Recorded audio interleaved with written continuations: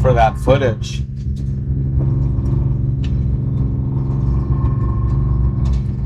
But I don't know how much room that would take on the computer either. Yeah, it just depends what you have the OBS set to capture. Like a lot, probably, you can make right?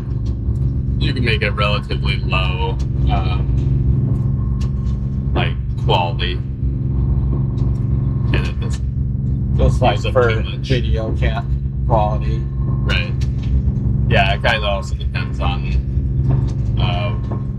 what your resolution is. If it's 1080, then it's not very much.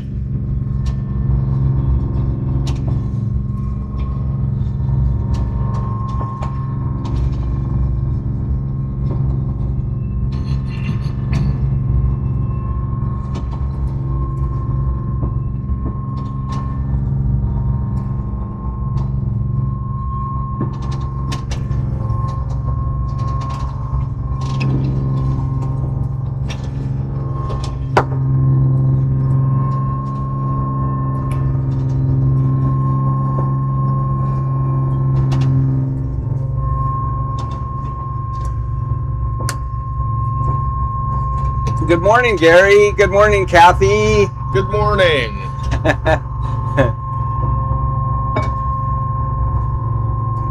How's everybody today?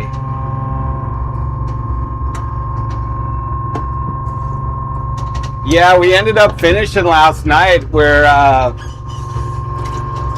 guess we're about 3 hours from town now, so we ran up a little ways past Old Harbor last night, dropped the anchor about midnight, and then we got up early this morning and started heading home.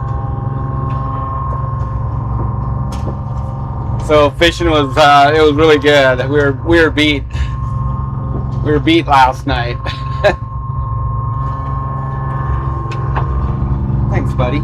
Oh yeah.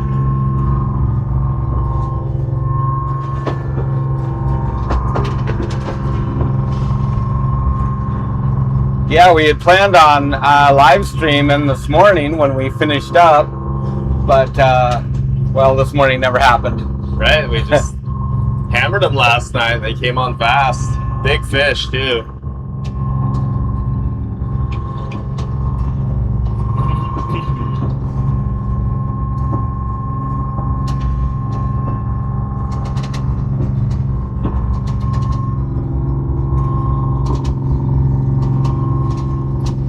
Yeah, they were hungry too. We ended up with our last drift being loaded setups, so had to bring them on board, otherwise they'd keep biting. Yeah, it's always good.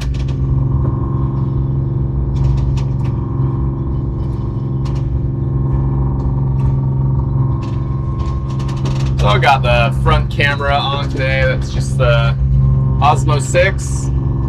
I scurried up to the bow and wiped the window off and Rain-X'd it right there in front of the camera. So hopefully once the mist gets watered down, the droplets connect, it kind of clears up. But yeah, it's wet and misty out still. Foggy. Been a nice run home, just a little breeze up this way north of the Narrows. It was pretty much flat, glassy calm coming out of Sickleadic Strait and Ugak Bay, passing that. Yeah, it was beautiful, really. Yeah, and just a little chop up here, a little wind.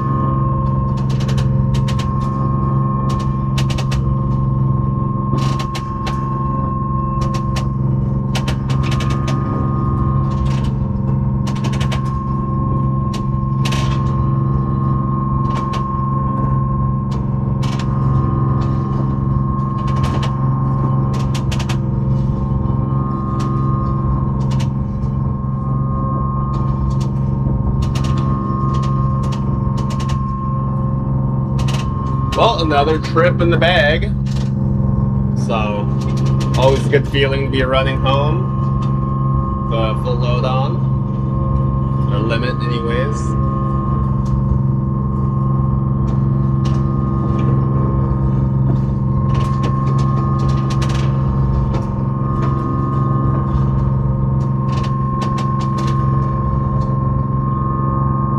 I guess up next, start catching some halibut. Hallies. Yeah. Take this jig gear off, I guess, and get everything organized, which isn't too much work, really. Yeah, there's not much to do. Take some of the junk off the deck. Take off one of our freezers, I think.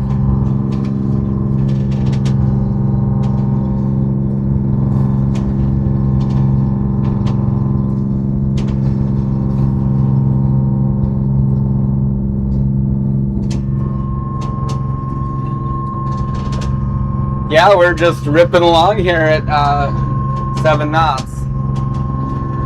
6.8 to 7.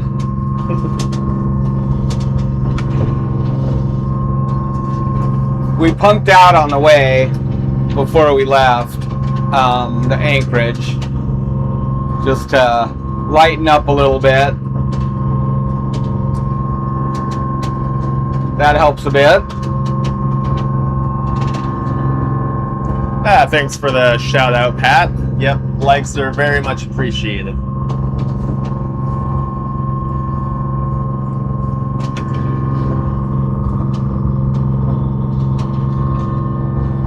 Starting to lighten up out. I wonder if it's gonna clear up here.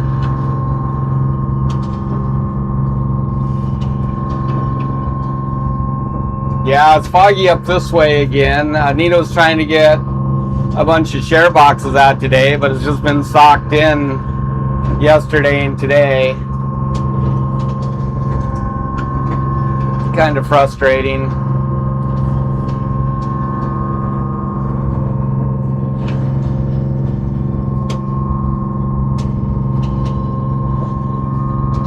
Yeah, we had all our ducks in a row for once. The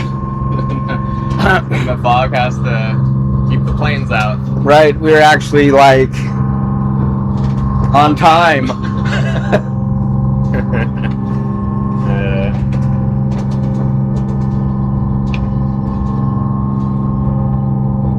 Well, pretty uneventful trip, really, which is a good thing. It's good fishing, and that was really nice. The biggest event was the microwave going flying on the way down. Yeah. That was it. Which it still works, by the way. Tested last night. Didn't even shatter the plate or anything. It didn't really go tumbling too far, just onto the bench. And then I caught it before it fell to the floor. I think that saved it. Yeah, it may have sustained damage, but it fallen all the way down.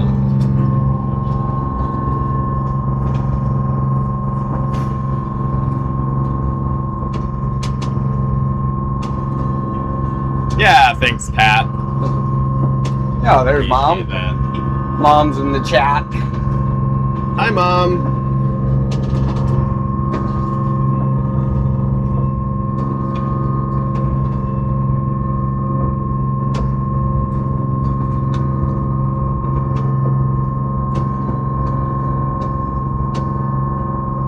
Yeah, through the Narrows already, so that's a good thing. I think we're getting close to Sequel Point, so not too much further to go here.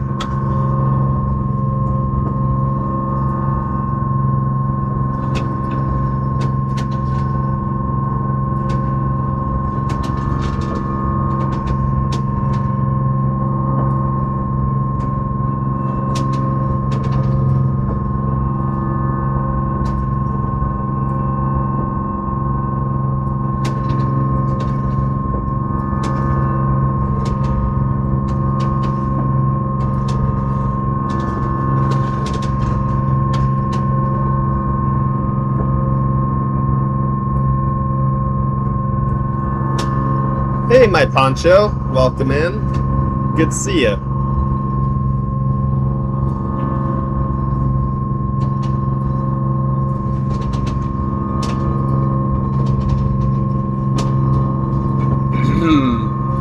Yeah, so looks like our ETA is about 2:30. Narrows is back behind us about eight miles, I guess. So we spent the night. So let's see. We started up here in Ocean Bay.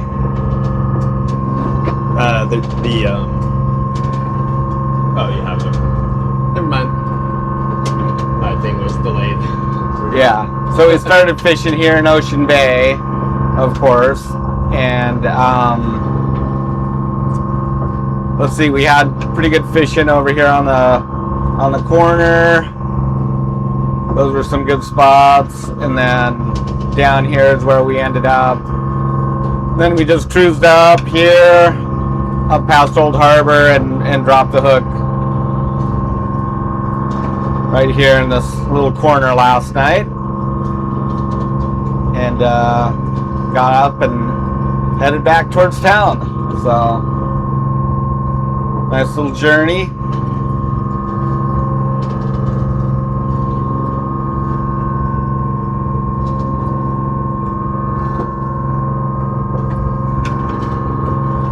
Do you know if we're offloading yet?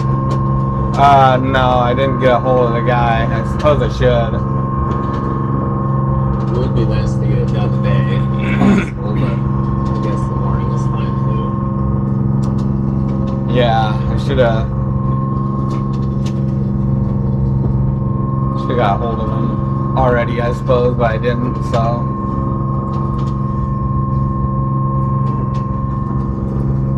Oh yeah, the phone is on there now. Yeah. I don't know why it's not showing the chat on here.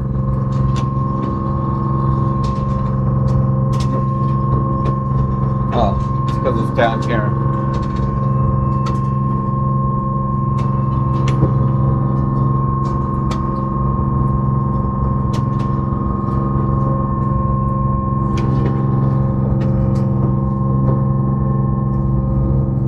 Oh, nice. Sweet potatoes.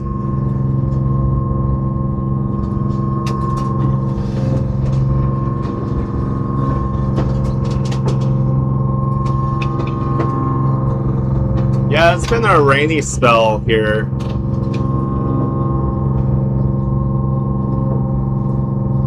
Like 4 days, I think.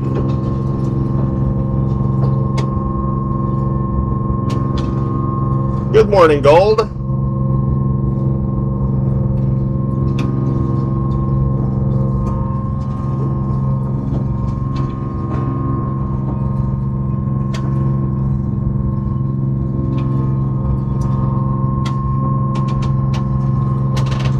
Not working?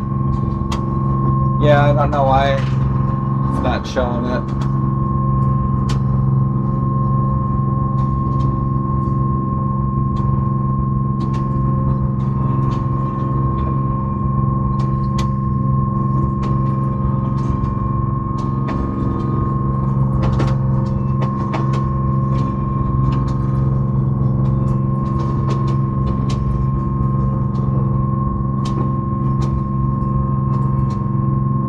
Finicky.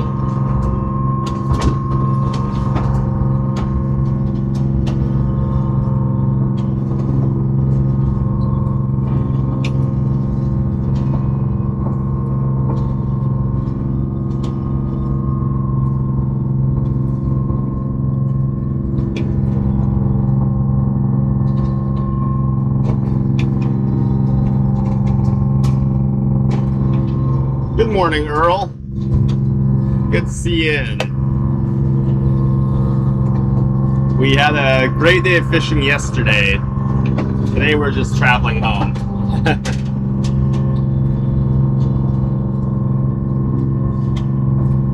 Yeah, heading home now, Gold. We wrapped it all up yesterday after we ended the stream. Yeah, looks like we finished up at 8 o'clock. So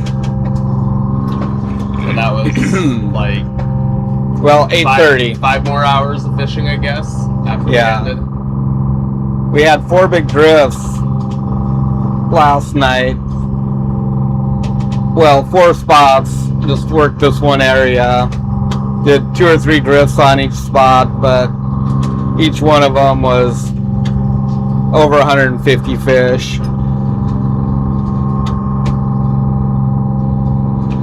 So really put the herd on them. Let's see, we got what time was that? 1800.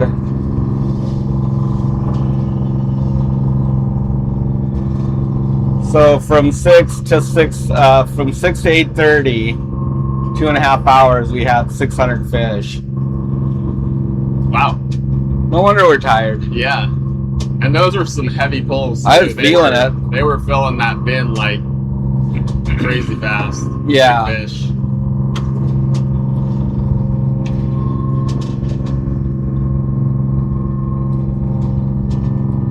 Any chance for whale or dolphin sightings? We might see some today, but it's pretty foggy, so don't really see them all that often up toward Chiniac for whatever reason.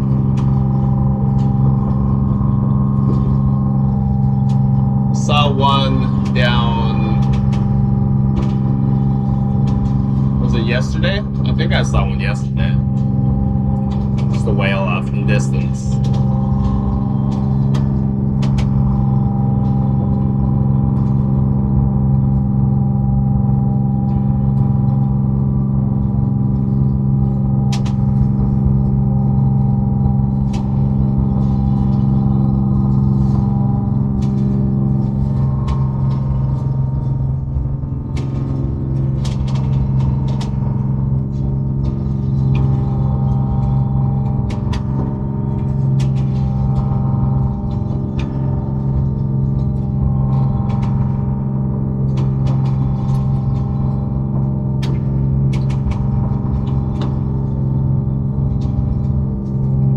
Yep, it sure did. It's nice when they come easy. A little bit slow of a start, but they came home in the end. That's right. That's all that matters. Yep.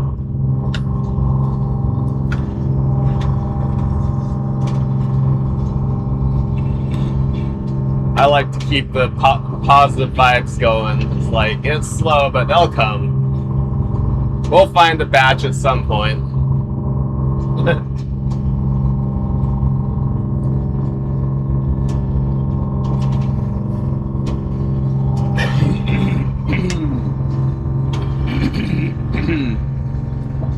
Hey, Ryan. Yeah, we're done fishing for this trip. Just heading back to port now. You didn't miss anything this morning. We finished up last night.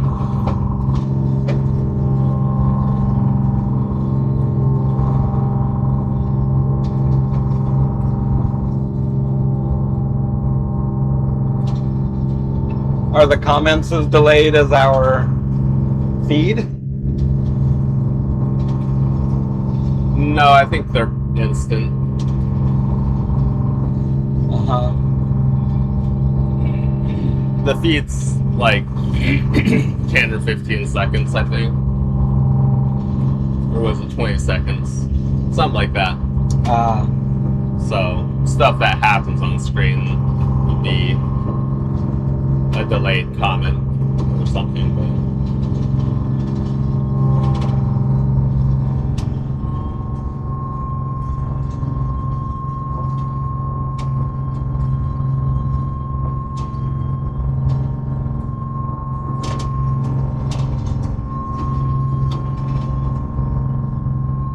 Gold says comments are a minute behind. oh, okay. Good to know.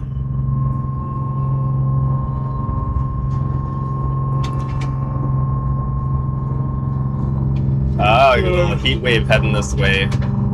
Mm-hmm. Gold says there's a heat is heading our way. That's why it's foggy.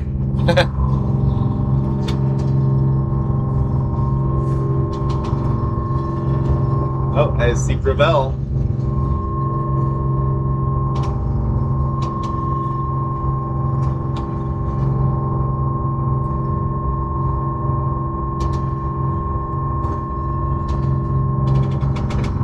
How long till we get back? Probably 2.5-ish hours out. Maybe 3.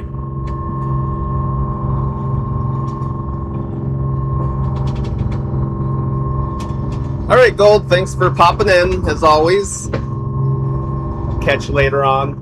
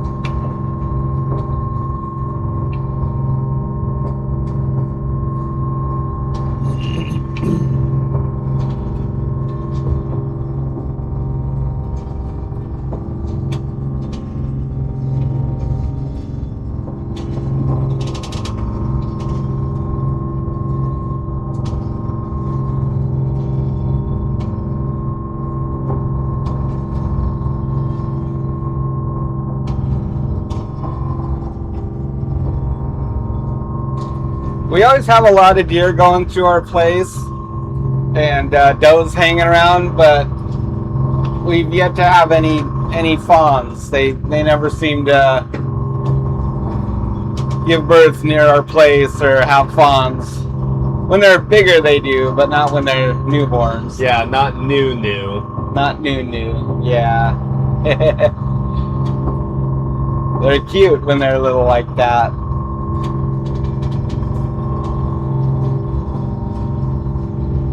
I think we've seen one with like faint spots on it before. Yeah, but that's already starting to fade. That's the youngest. Yeah. Yeah.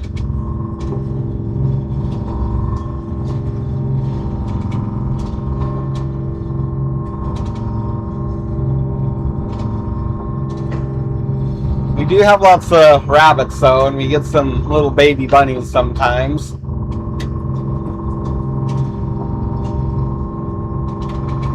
Got a couple rabbits that hang out at the house.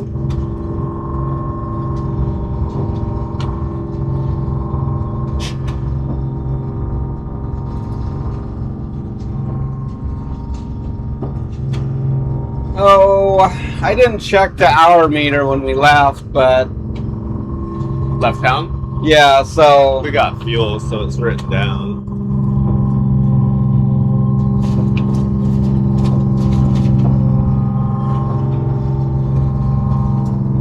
oh, this one here.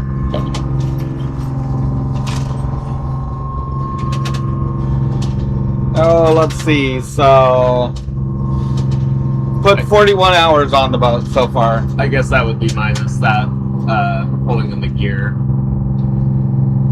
Whatever that took, so Oh yeah. at least 4 5 hours. hours. Yeah. 4 or 5 hours.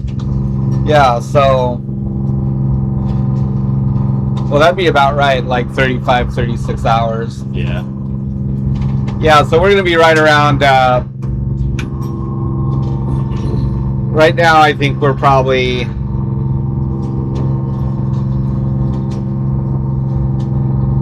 about 35 hours. So we'll be right around 38 or something. So what's that work out to be? What are we burning? Well, we've been running 1300-ish. Yeah, So 2.6. 2.6. Yeah, thereabouts. So about 100 gallons, 98. So right at 100 gallons.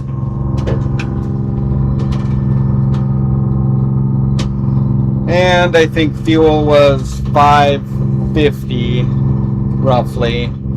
a little bit more with tax, so a little under 600 for expenses.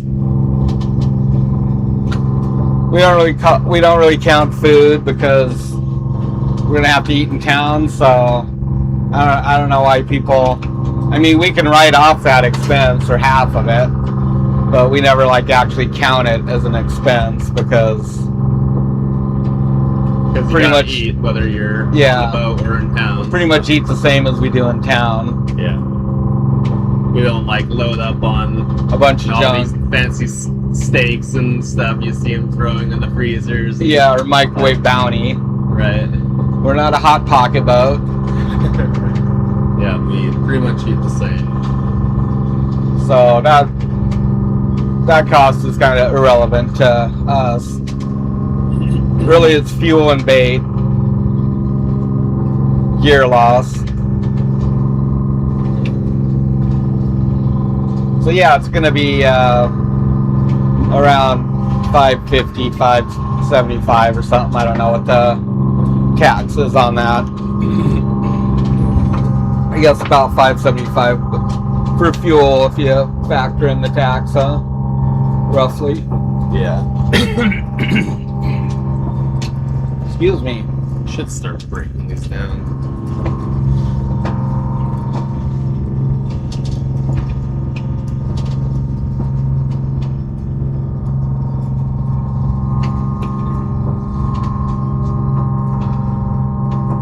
These look like they'd be fine. I don't know. Those were some heavy pulls yesterday. Those would have busted probably. Yeah. At least that one in your hand. Anyway, like you said, it's like $5 a setup. Or no. Would we end up on the mono? 300 per spool, or was it 200 per spool? I forget. It's not very much. I think it was 200. It was $3 mono per setup. So pretty low cost.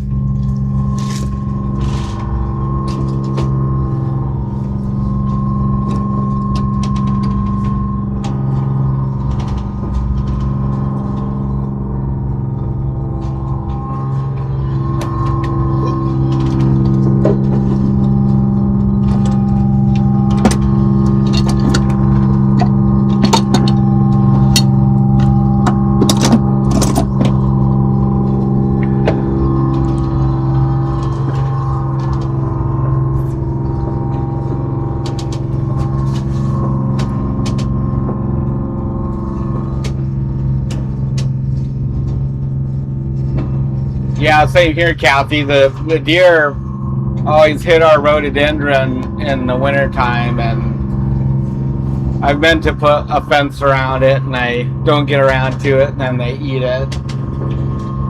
They're pretty nice and bushy at one point, and now they're not quite so bushy anymore. Yeah, they've kind of, well, they've killed at least 2 of ours. We had one on the porch corner, little one, and then one over where that Sitka rose was. Right. So, yeah, they're hungry. They're annoying. We have the garden fenced off, so they don't get in there. Yeah.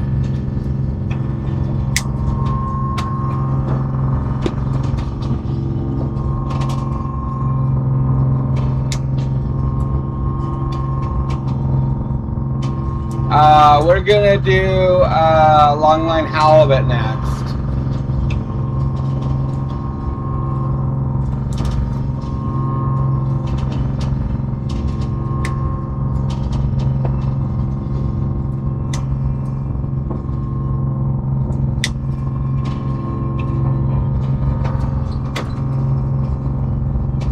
We didn't bring any canned salmon. We did have some smoked salmon, though.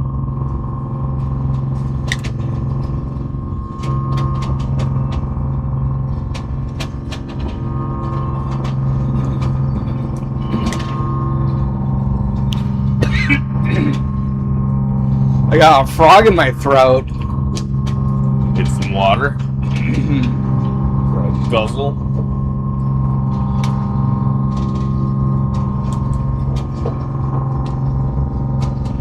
Yeah, well, thank you, Mick. We appreciate you watching. Glad you enjoy the program. Yeah, we were looking forward to mopping up this morning with everybody, and it happened fast. They just came on. They were just coming on, and we do a drift and finish filling the tote and dump it and bleed out, and it'd be half full again, and it just like rolled right through it. Yeah. Yeah, it got over fast. Yeah, once you hit the like 3,000, 3,500 mark, then it's like it really does go. The halfway point. So the for those of you who don't know, it's a 5,000 pound trip limit for Black Rock, which is what we were after this time.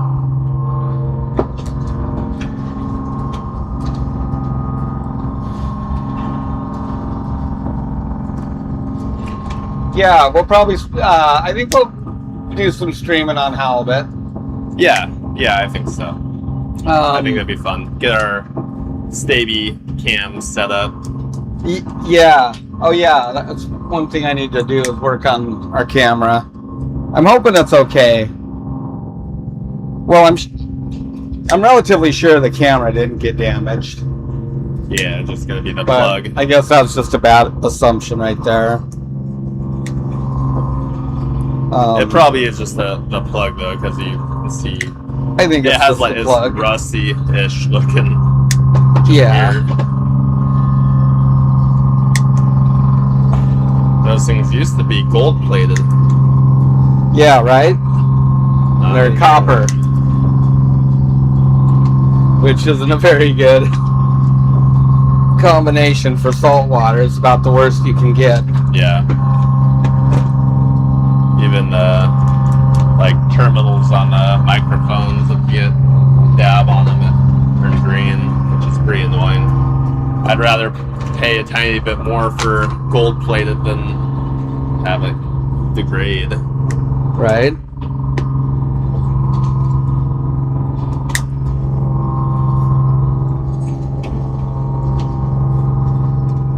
Are we going to show you more of our catch? We're not going to be fishing anymore today. Yeah, we're just heading back to port now, so but definitely show you more in the future.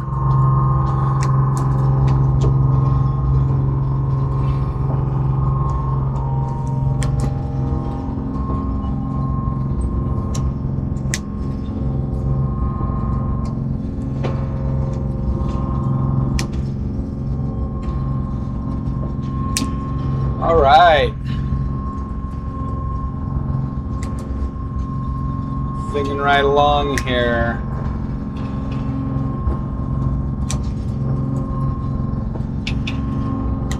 Coming up on Cape Gravel.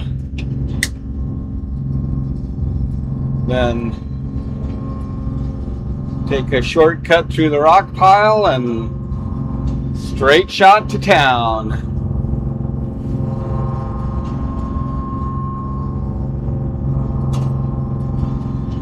Hey, who's that?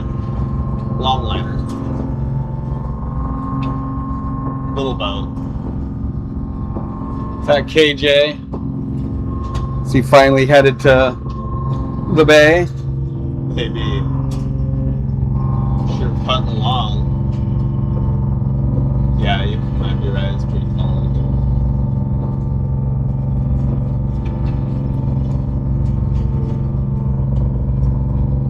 Not him.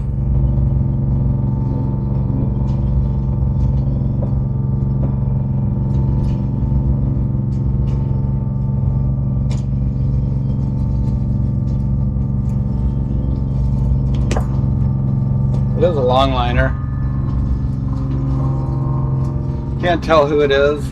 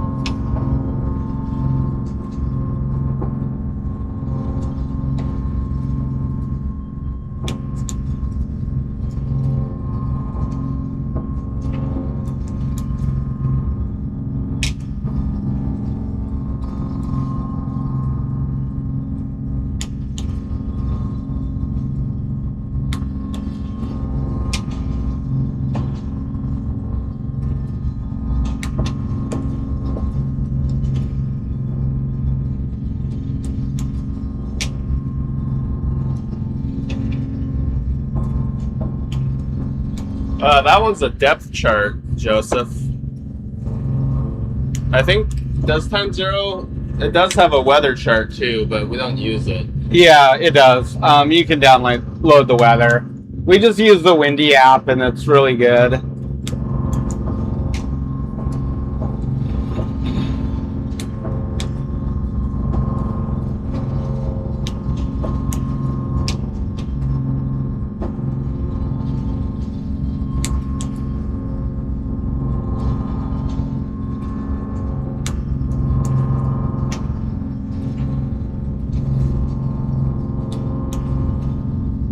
So yeah, just the color gradients or just the depth.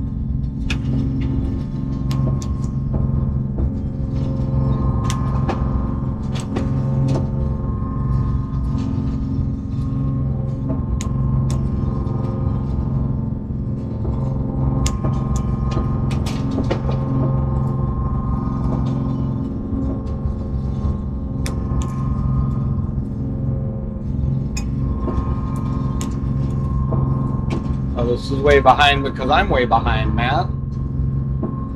Oh, you did scroll down?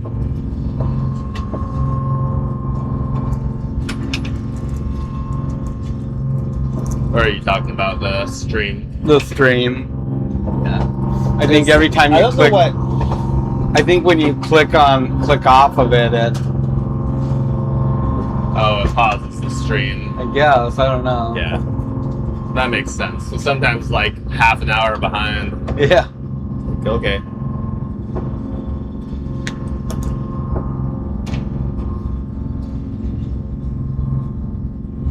These are my garden snips. Those work good, don't they? They do. Remember using side cutters? Uh-huh. Not so good. Yeah, side cutters just mash the plastic until it breaks. These ones actually cut through it.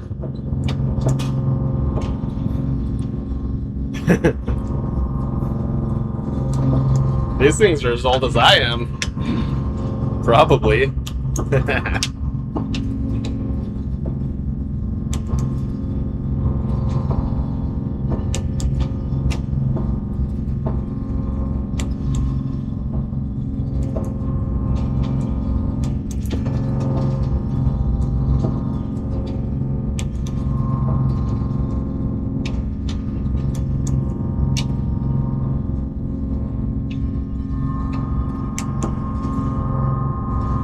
Yeah, we're headed home, Rusty. We finished up last night about 8:30. Got on some really hot fishing, and before we knew it, we were bringing the last pull aboard.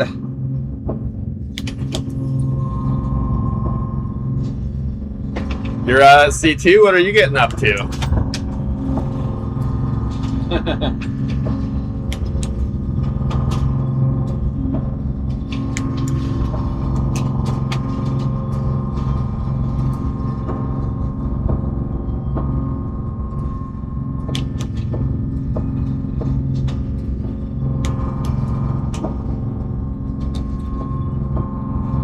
Oh, the blue badge is a moderator badge? Yeah. Yeah.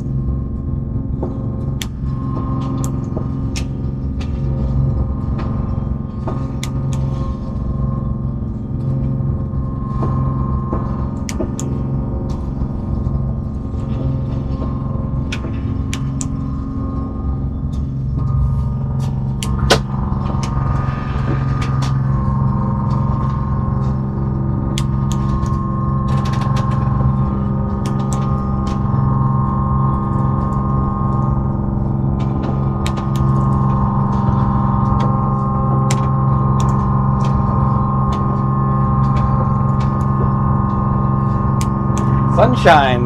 Yeah, right?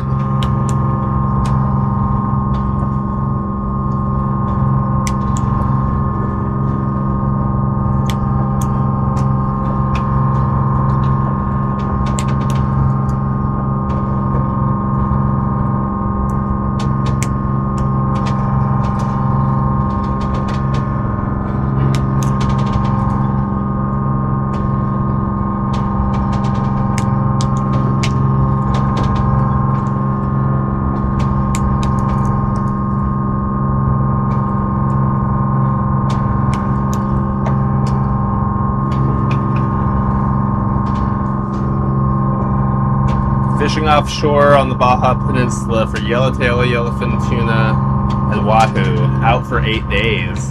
Woohoo! Wow. That sounds fun. Now, is that Tuna fishing's gotta be a blast. long lining them or pole fishing them? If it's out for that long, probably long lining them, freezing huh? Well, no, there's party boats that go out for a long time like that, but I don't know if that's commercial or not. Are you commercial fishing or sport fishing, Randy? Rusty. Or Rusty?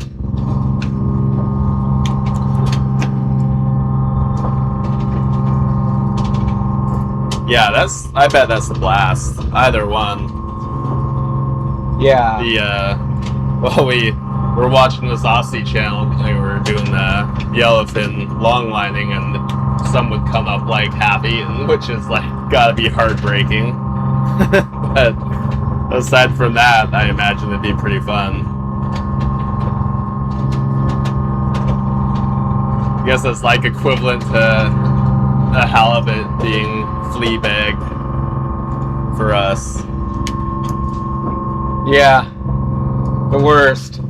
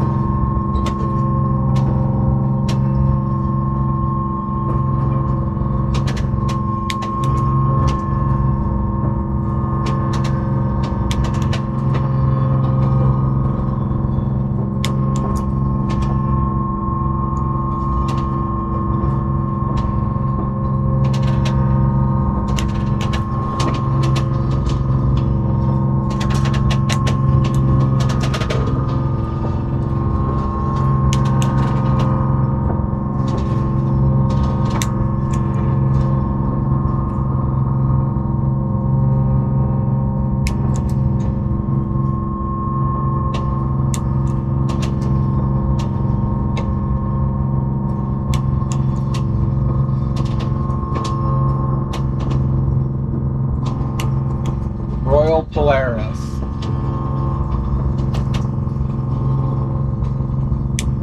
Is the boat he's on.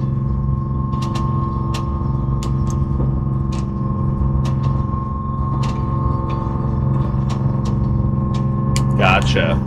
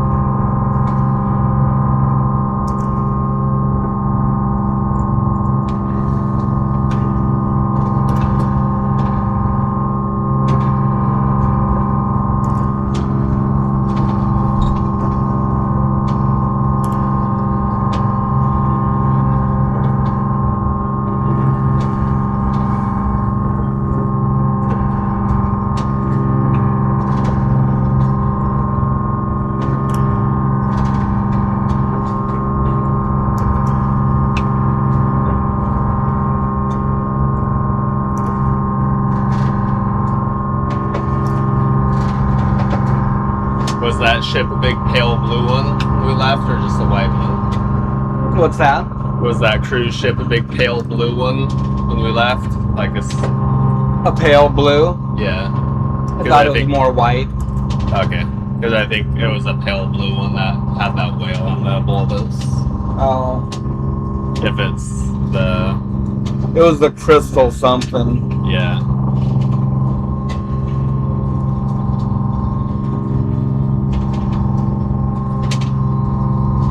I don't know. I didn't really pay that much attention to it.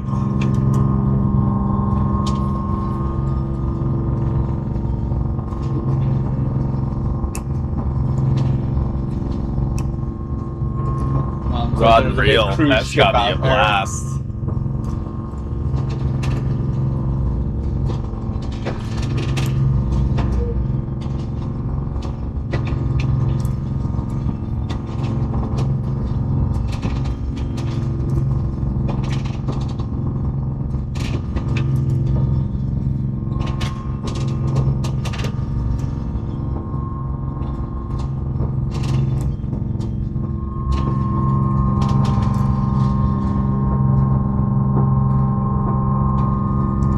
Oh, it's Sanders down there, Rusty says. Yeah. Commercial.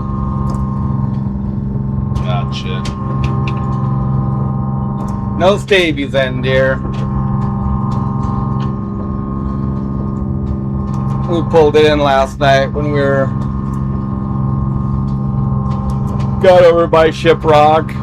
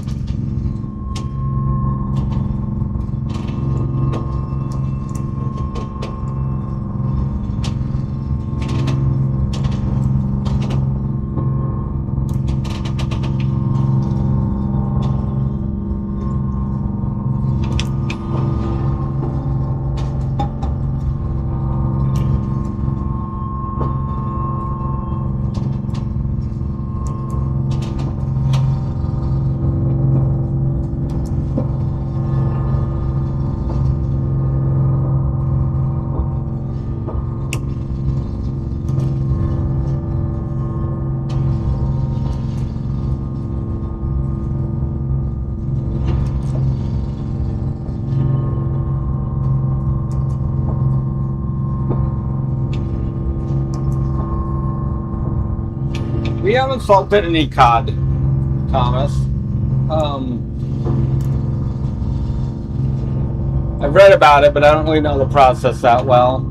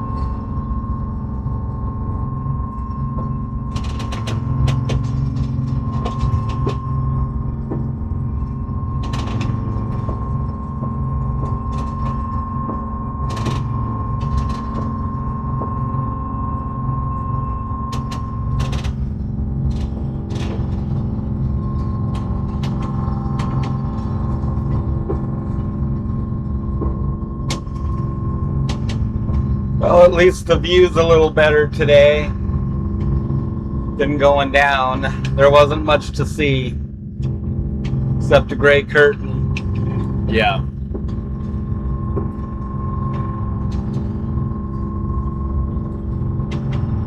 Gray curtain, pretty rolly.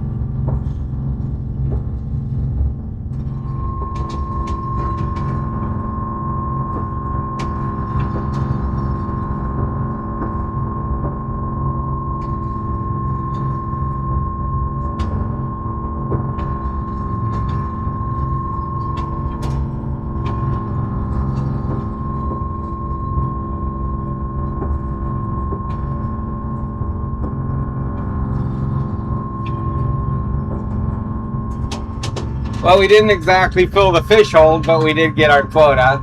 There's still an awful lot of room down there. Or I should say we got our trip limit, so...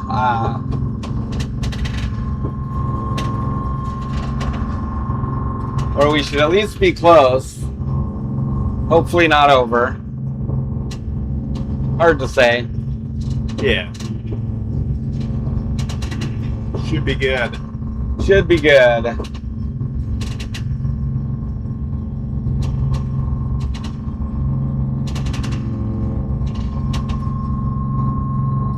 Glad to hear it, Gary. Yeah, that program is pretty sweet. I'm glad you got rigged up, Dad. Yeah, me too. It's also pretty nice because if a camera cuts out, it doesn't just end the stream. Right. Like, you could turn off all the cameras if you want. Yeah. And the stream would still be running, just on a feed. Which is pretty cool. It's pretty annoying when the camera would die, the cell phone, and end up having to restart the stream. Yeah, it's really nice having these cameras wired in to the system too, because now, you know, we can monitor the engine room, and we always do engine room checks, but now you just can always keep an eye on stuff in the deck when we're setting gear. It's really nice to be able to look back there and see what's going on. There's really not much visibility from inside the cabin right here, the way this this house is configured. Just one small door, or one small window in the door, and then another one over on the bunk, but you gotta crane your neck around the exhaust cowling chase here in the house to see that one. And yeah, visibility is terrible out the back, so it's really nice.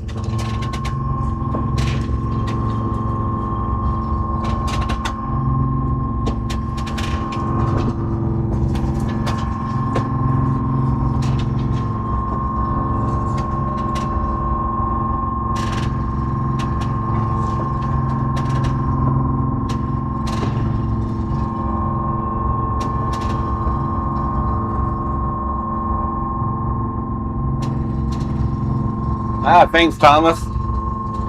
Yeah, I agree. I always sleep good when the engine's running. Lulls you to sleep.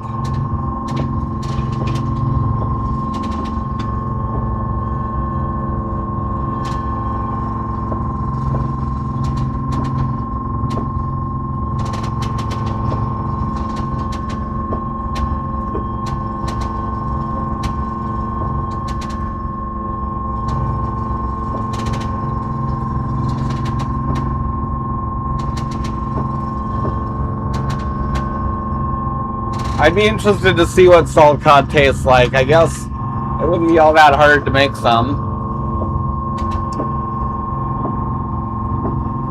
You guys just you soak it in water or in milk to kind of reconstitute it. Is that correct, or am I misspeaking?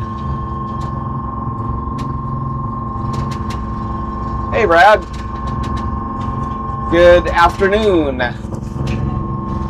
Our day is going good. We're on the home stretch here, headed back to town. We got into them real good last night and got wrapped up about 8:30. We were finished fishing and ran up the line about 4 hours, I guess. Dropped the hook around midnight on the other side of Old Harbor, and then got up bright and early and headed on our way. So we'll be back in town here in a couple hours now, about 2 hours. Nah, we don't get fined if we're over. You just forfeit the overage, the value of the fish, what you would be paid for it, X vessel. And as long as it's not excessive, like, you know, if you're like 500 pounds over 10%, then they're gonna probably raise a stink about it.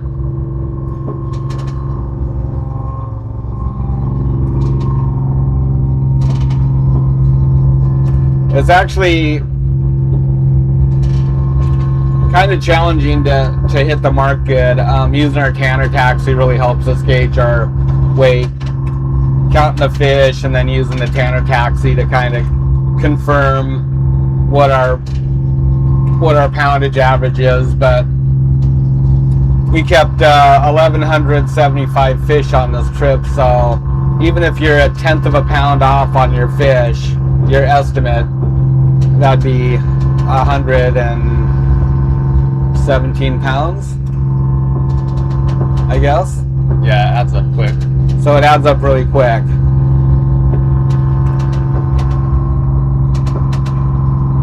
was wondering why that looks so dark. I need to mess with my camera settings. After the rocks here.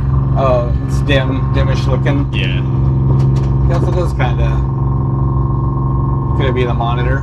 No, probably not. It's the camera. I think I have it set to like a little bit lower brightness just for not blowing it out. Just cutting through Chiniac rocks here. There's a nice little shortcut that saves us about 40 minutes probably, and can get you out of some really heavy weather when it's nasty out. Because it's on the Cape, you get a lot of current action and stuff out there, but at least in here you might have current, but you're protected. So when the weather's funky, this is a pretty nice little shortcut.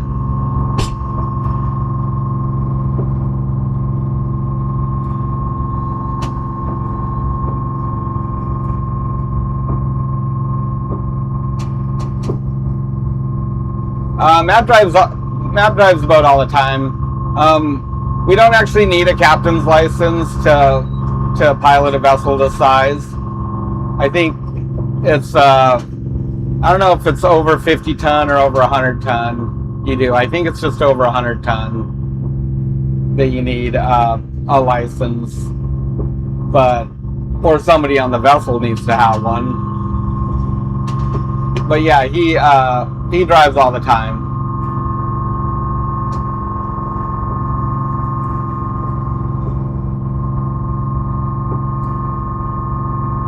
Oh, okay. So it's not salty, Thomas, or maybe a little bit? Huh, that's interesting. I mean, I love jerky.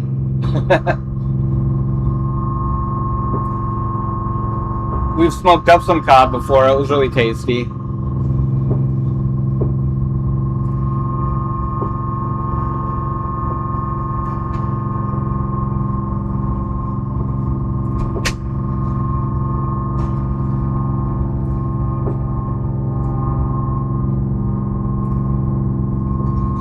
splashed all the water out. If I were this thing.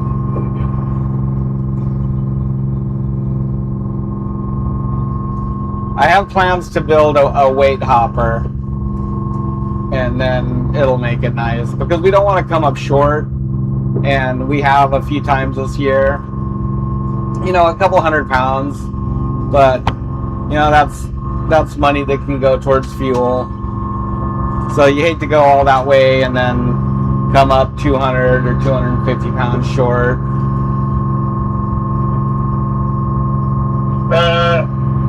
That's your boat 13.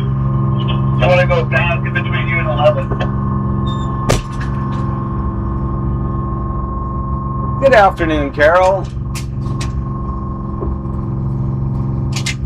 That's your boat 13 for the North Dam. I'd like to go in between you and number 11. Cruise ship is in.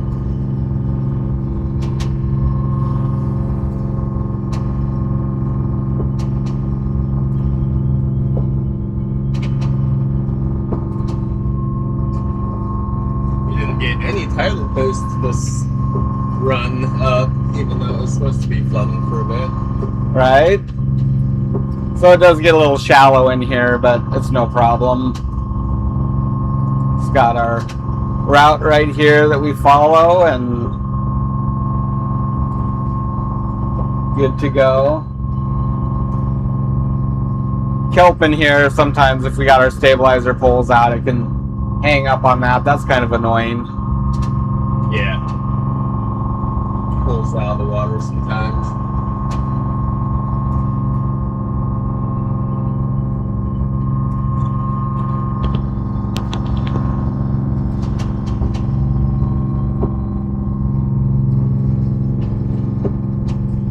They got the cruise ship in, and sometimes they anchor up outside of town if the city dock is busy, or they're too big, I guess.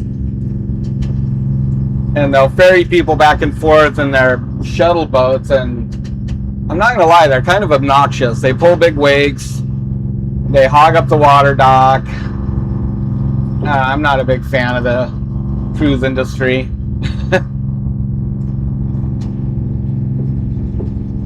I'm glad people can experience Alaska, but I don't think it's the best way to experience Alaska.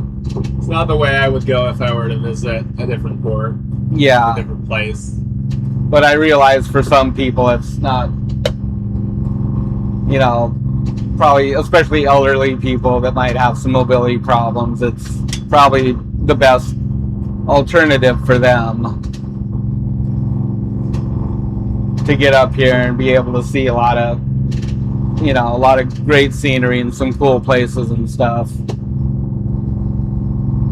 It's not quite so easy to drive for a long drive like that, to come up to Alaska, or even to fly and shuttle around like that.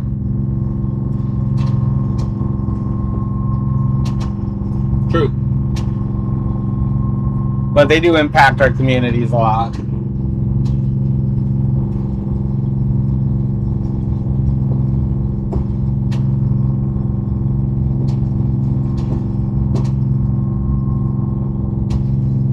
You know, some cod chowder sounds pretty good right now. It does. I would have made some soup last night, but it got late on us. Yeah, it sure did. I'm glad we had some leftover stroganoff, Yeah. but that was the bomb.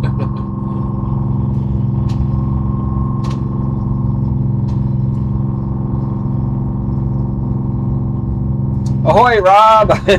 Hello, Rob. Well, it was kind of just short notice, I guess. We didn't schedule it or anything. Maybe that's why. Yeah, we didn't set up A premiere, Premiere? Yeah. I guess. We thought we should at least pop in here and have a little post-trip Chit chat. chit chat. Yes.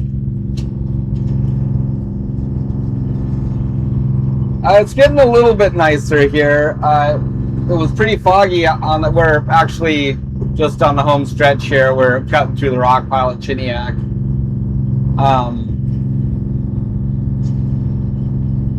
It was really foggy from the Narrows up, but it's kind of lifted on this side. It's a little bit better. Fog bank out to sea though. Well, we filled all the bins. After we signed off last night, we put another 630 fish on in about 2.5 hours. And that was it. We were done. So we ran up towards Old Harbor, anchored up for, I guess, about 4.5 hours, and then got rolling about 5 a.m. this morning. Back towards town.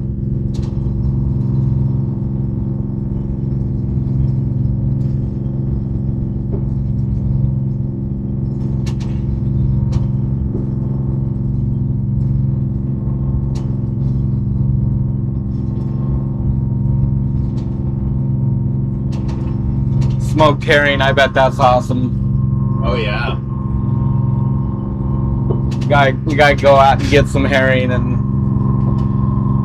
pickle some up and maybe can some up in some little tins or smoke some up. Right. Awesome. Sounds good.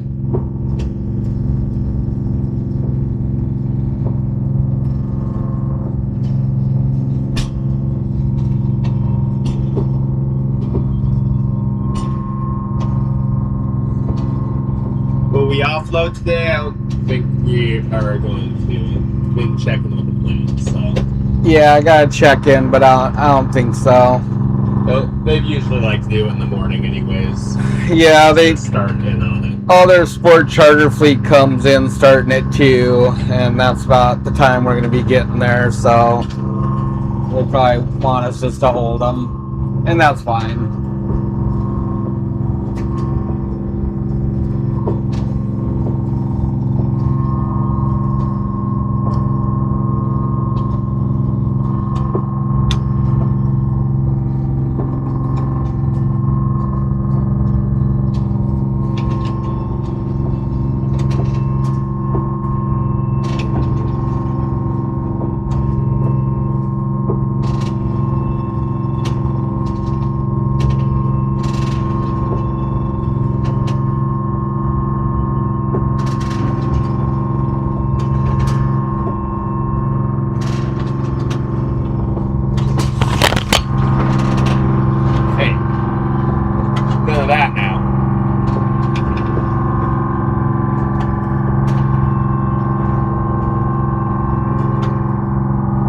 The old Chiniac flop.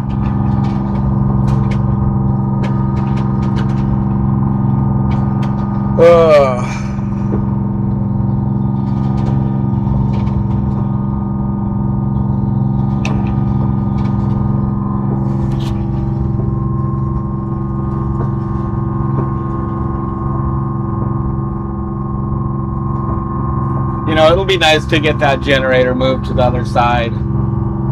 We seem to have a lot of weight on the port side for whatever reason. It's hard to counterbalance it. Yeah, that's kind of like where all the stuff is over there. Yeah. Plus we got a couple $100 of batteries over there, freezers over there. Totes full of junk. Tote full of bait. All this little hydraulic tank. Crab pump. There's a lot of weight over on the side with wave wall. Yep, long line and next. No fish in the water.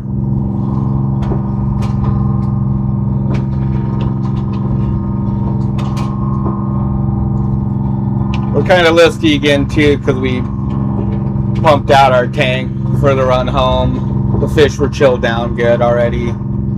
So we just pumped out the extra water to lighten us up. So now we got a bit of a port list again. We were just talking about the generators It's on the port side, and that's kind of where like the majority of the stuff out on deck is, to extra stuff like our freezers and our totes and our wave wall, and so that kind of compounds that port list, of course. I think at some point we're going to move it to the starboard side, and then it'll be a lot nicer. Our plan is to go in there and remove the fuel tank, and then the base that the tank is on is basically just kind of like a platform glassed into the hull, and take that out and then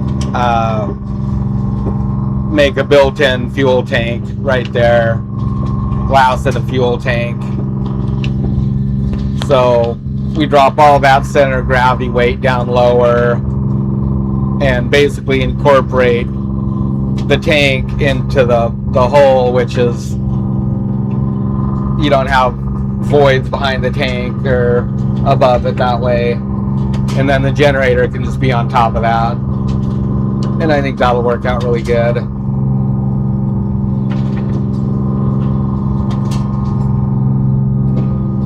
And then that should pretty much offset all the junk on the other side.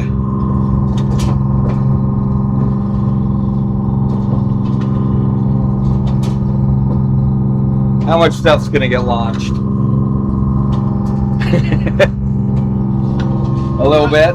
Not too much stuff to get launched, I don't think. I'll turn us a bit. We'll go on the inside of the reef. That'll help. Will we refill those totes? Me.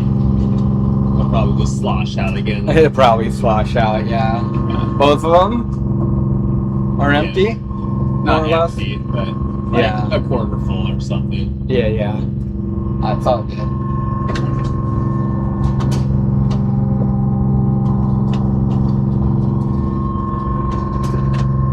Oh yeah, salted bait too. So we got a whole tote of bait. Yeah, that's I guess it's probably about 800 pounds. Yeah, at least 800 pounds. Yeah.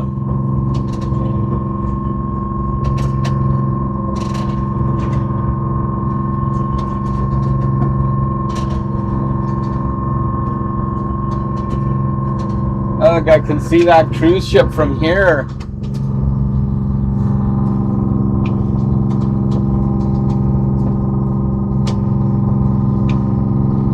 Yep. Always a lot of work, Timothy.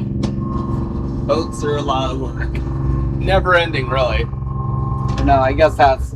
Who's that? Is that Matson? Oh, that's Matson, huh?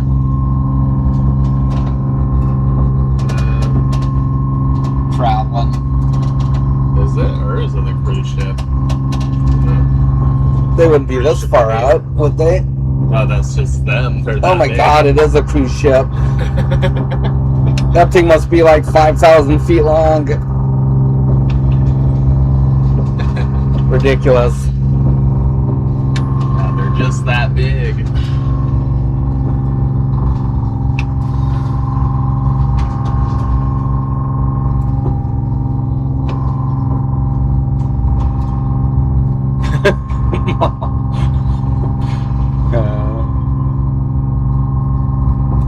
Haha, I told you.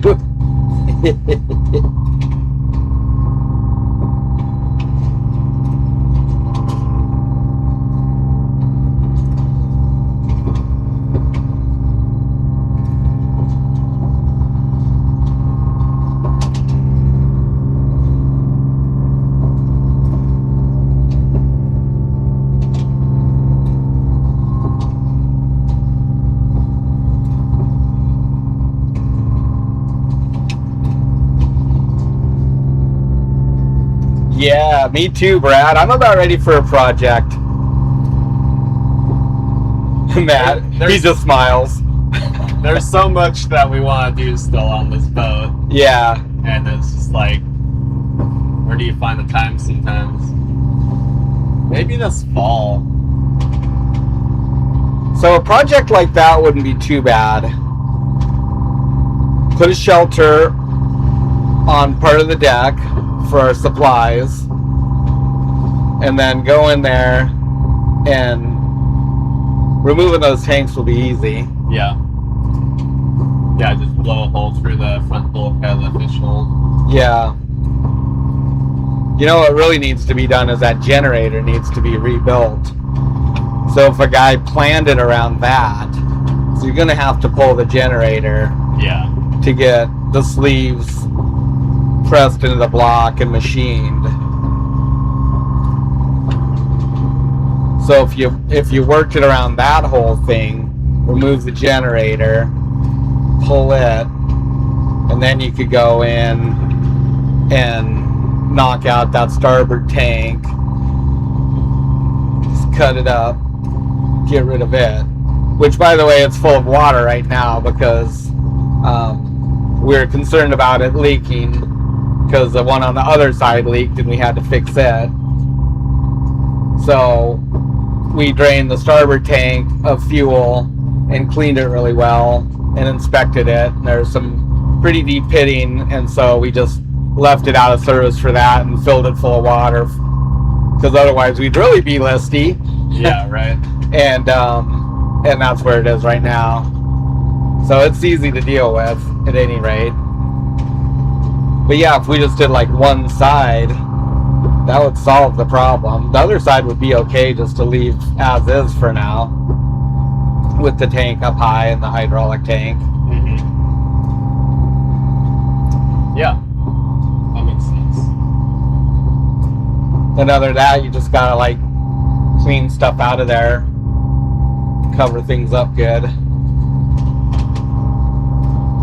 It might not be too bad of a project. It really would make a big difference in stuff, though. The exhaust shouldn't be too big of a problem to reroute. Just bring it in from the other side. Well, it'd be shorter even, really, It would be shorter. if we pushed it back like we're planning to. Yeah. So that would simplify it.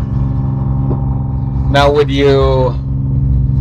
I guess you would turn the generator around, huh? Yeah, you'd have Likely. to service it Yeah. better, easier. Otherwise, it's just a pain in the butt Yeah. to get at anything. How much fuel do you think we burn a day? Well, per hour we burn like 2.5 cruising. And our capacity on here is probably like 900 to 1,000, I guess. Yeah. Currently. 950. Yeah. So do the math on that, and that's about as many hours as we have worked. Which would get So us if down we- the road quite a ways. Yeah, if we ran 24 hours, it'd be a little over 100 gallons. Whatever that works out to be, 2.5. No. That's 100 terrible math. 100 gallons. No, it's not 100 gallons. That's like twice as much. That's fisherman math. 24 times 2.5. 60 gallons to run 24 hours with the main. And then the generator uses half a gallon an hour when it's loaded. I think it's 0.65. 0.6. Yeah. I think that's what it So is. combined, where if the gen set and the engine was running 24 hours, it'd be a little over 3 gallons an hour. So that's not too bad. Yeah. Well, we're actually pretty happy with our main on here. The Jimmy burns clean, doesn't smoke, and is actually pretty fuel efficient too. Yeah, Which is nice because we needed it this year. I sure did.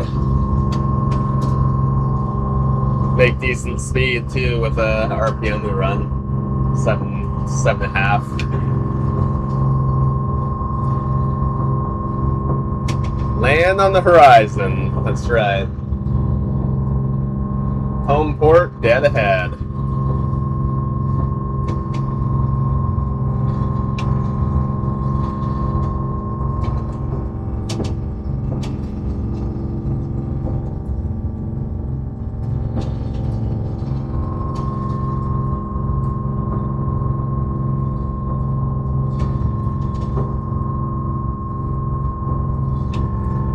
Yeah, a little bit of rain earlier.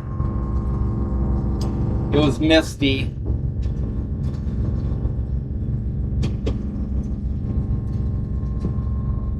Did I miss a boat joke?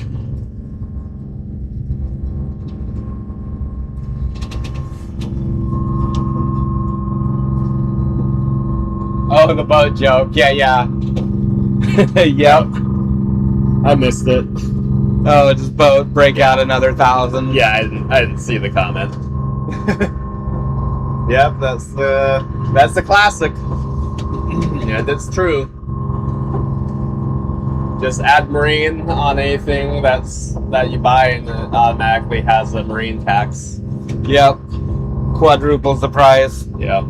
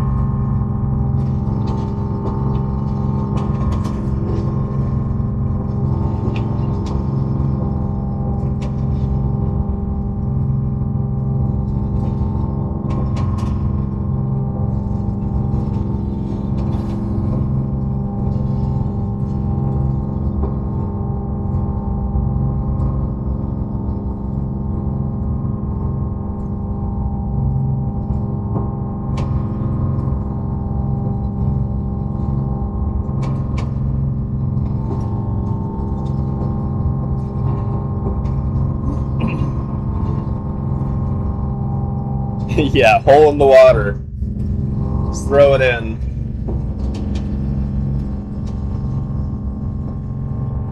Yep, exactly, Rob.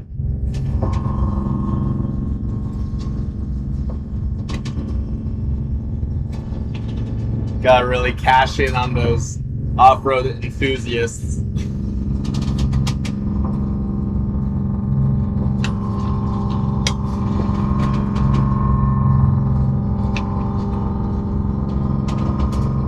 Most of the time they're just rebranding some OEM garbage anyways and Yeah. charging a premium for it. Like their name means something.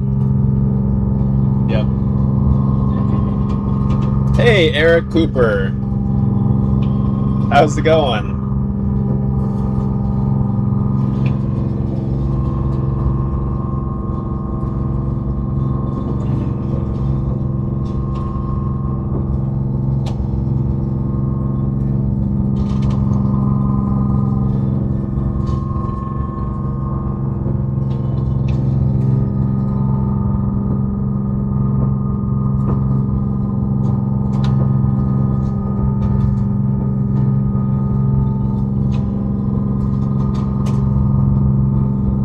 Well, our island turned green practically overnight. Seems like in the last 2 weeks, it's gone from tints of green to just beautiful green.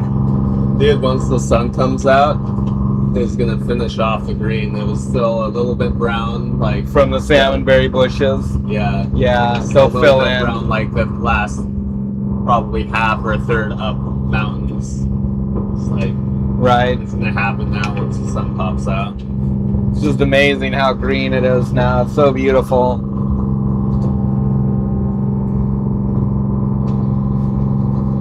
Yeah, true that, Kathy. Good afternoon, Straw. Well, unfortunately, we robbed you guys of the mop-up this morning because it didn't happen. We finished up last night about 8:30, pulled the last fish on board, and started heading home. So, you guys didn't really miss out on anything today. But we thought we'd fire up the live stream and at least chat a little bit. So town's in front of us, about hour and a half away. Yeah, about 2:30 is our ETA.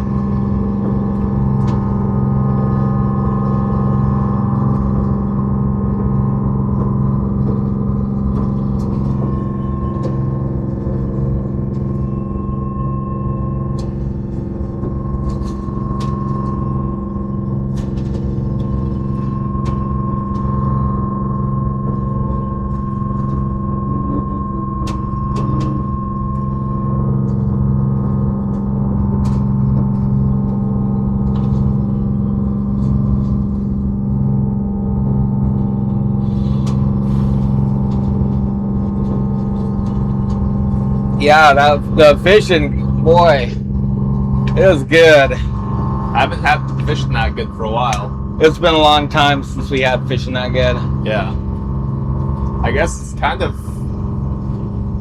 not counting last September, is this the latest we've fished rockfish in a while, right? Yeah, Yeah. in June, yeah. I think like mid-May last year, Right. except for our little cleanup down there, Yeah. which was just a handful. Yeah, 2000 September, whenever it was. Yeah, so we put on about 630 fish from 6 o'clock to 8:30 p.m. So we just got into them right there.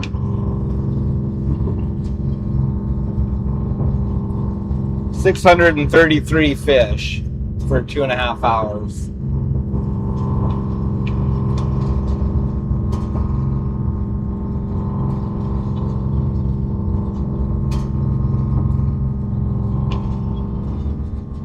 Right, that was about 4 p.m. and then we ran down. We hit a couple little spots without much, just a couple small drifts.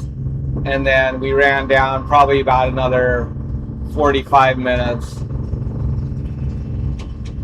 to some old marks. We haven't fished it much the last couple years. We hit it a couple times, but not very much. And ran down there, and boy, they just lit up. Came right up to the surface, and they were chomping. They were hungry. They were hammering, yeah. In fact, I think that's the exact words I used. Hammering at 5. Yeah. Nice big fish too, so that poundage added up fast.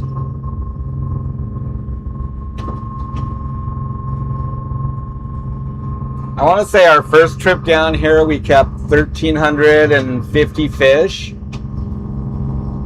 and we came up short. We were like 300 pounds short still. And this trip we got 1,175 is what we stopped at. So hopefully our numbers are pretty close. Yeah, actually, those were some of our old honey holes, Rob. Oh yeah. I had those marks from years ago. Not sure when we fished there last, but it's been a while. I don't think we took very much fish out of there last year. Did a few drifts in that area, but not a whole lot of poundage.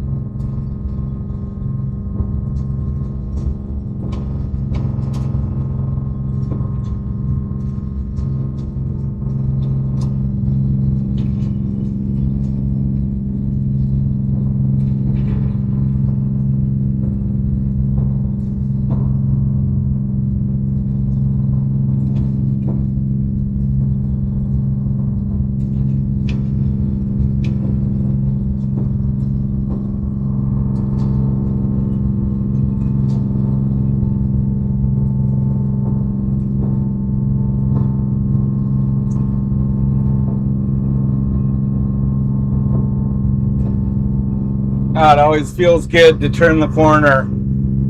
Yeah.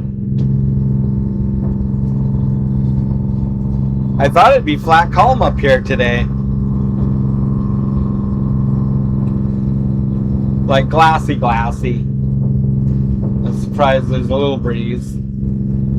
I think I saw a couple of days ago that was supposed to be like northeast light. So I wouldn't be surprised when we came out the other side of the narrows. Guess there is a bit of a blow coming in a few days. 4 days? Right. 3 or 4 days. We'll see how that develops. Mom was asking, do you want her to email our people? Oh, what's that? Do you want her to email our people? Yeah.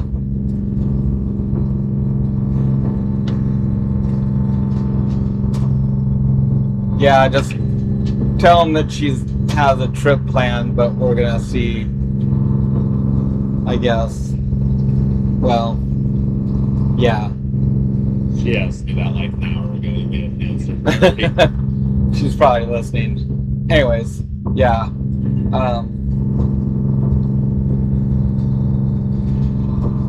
I mean, like, what's next Monday, anyways?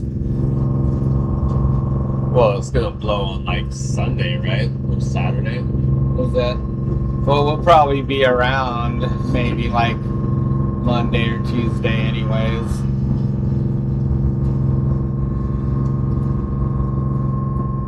Maybe we can try and maybe get them out then or something. I don't know. Yeah, it would be nice if we did. Would be nice if we did. Yeah. It's supposed to be pretty nice actually for this whole period. I guess that was for down there. That was windy. Getting the forecast means the.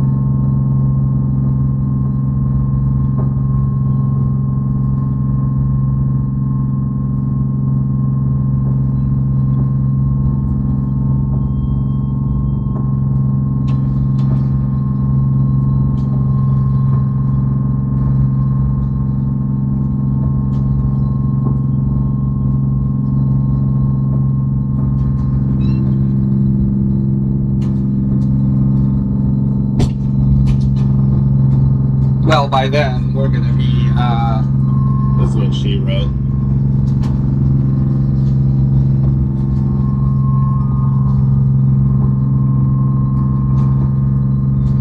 I don't know why she does that. I can just like open up the email on here. There you go. That's a lot easier. Especially when it's already here.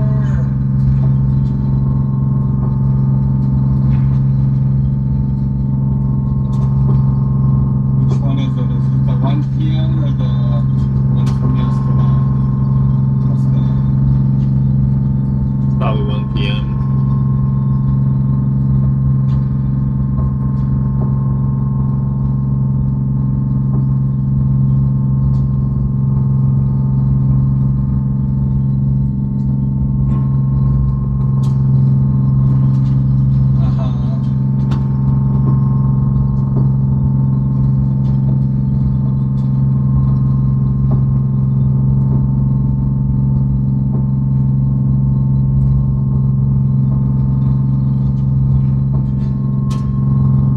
Yeah, well, we sure enjoy having the chats with you guys, Kathy. It's fun.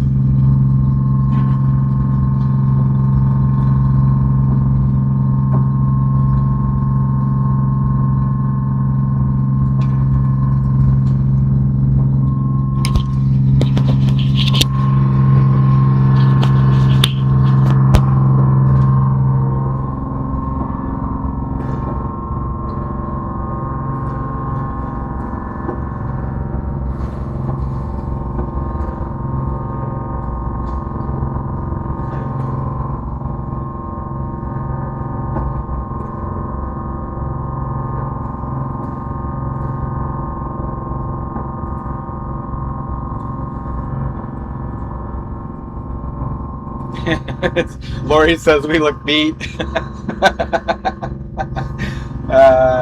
I felt pretty beat last night.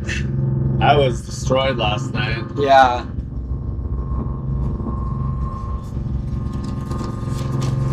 Yeah, got a little nap on the way up. Got up at 5 and started heading this way, and Matt laid down for a little while, and then he woke up, and then I took a little nap. So that was good. But I'm probably ready for an afternoon one now. Yeah. Yep, that's next, Rob. Start slinging some halibut hooks. We already did one day on the fishtail, and one day on here too, but we had an observer, so we had to take him out and get that time in, and just made a small delivery. Not too much excitement.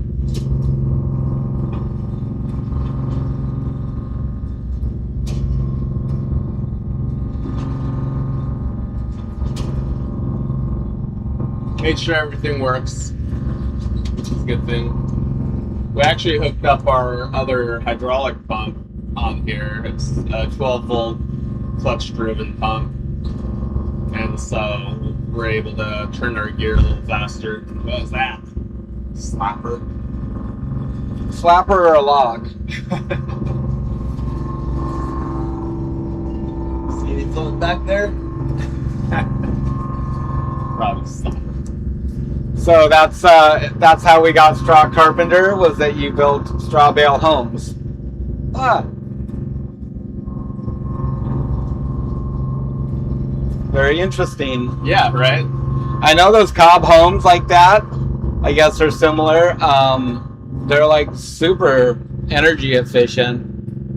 And yeah, alternative building, like you see some of the channels where they just basically use like the sandbags and they fill them with earth. So earth and homes, they pack them together. And yeah, not only here in the US, but also the UK.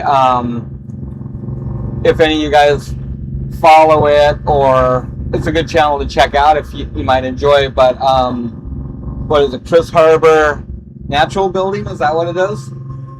I don't know the after Chris Harbor part. Yeah, so Chris Harbor. So, anyways, he's just a content creator, YouTuber guy, and lives over in the UK somewhere. I'm not exactly sure where, but he's got a nice piece of property, and he started just by building a small home out of logs, about 16 inches long, and stacked them and chinked them with mud and straw mixed in, and that's kind of his residence.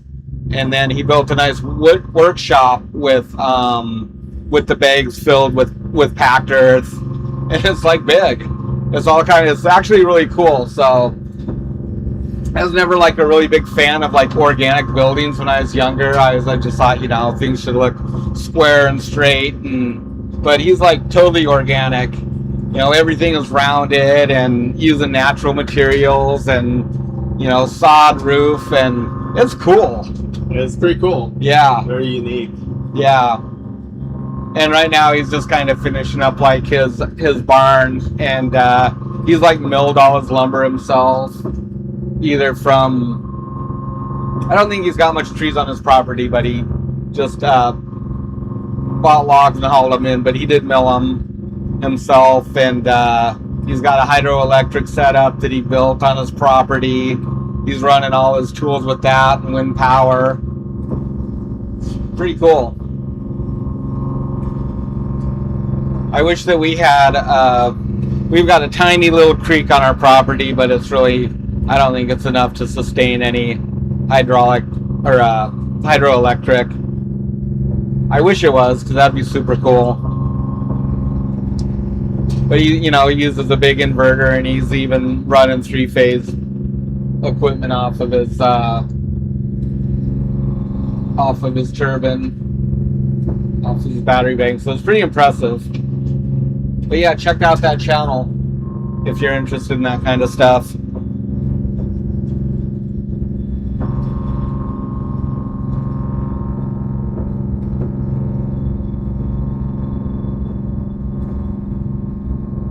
I wouldn't mind doing something similar on our other property. Yeah, it'd be pretty neat. It'd be a cool series. Yeah.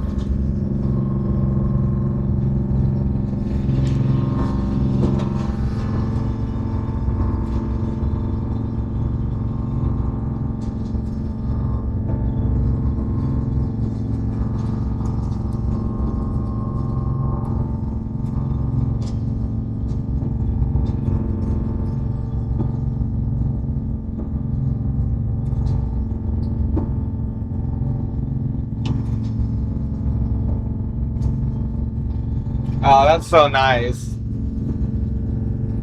Especially with electric costs the way they are now. The AI data centers are impacting communities and their electrical grids,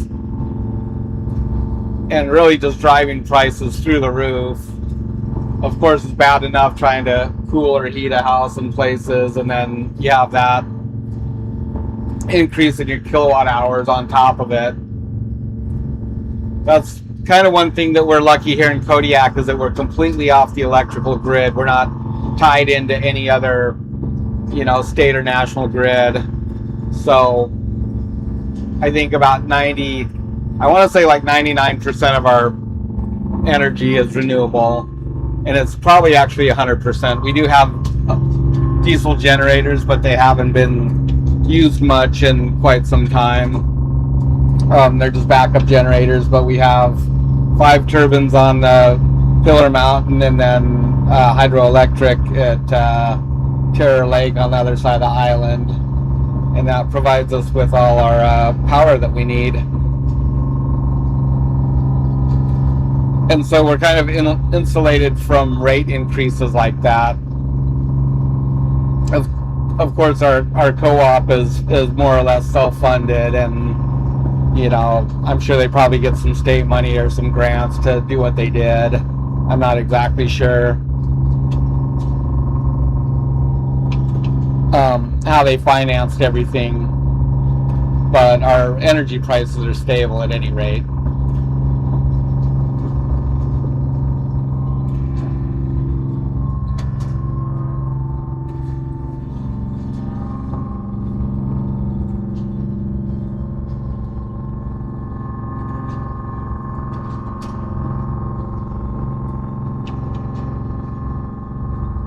I sure would like to have a little wind turbine or a hydroelectric turbine though.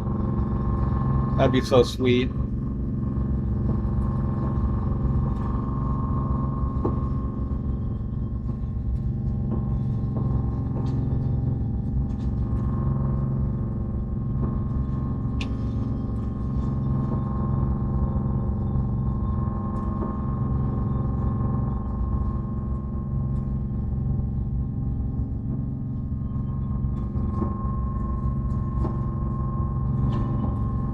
I just turned the gain down a little bit.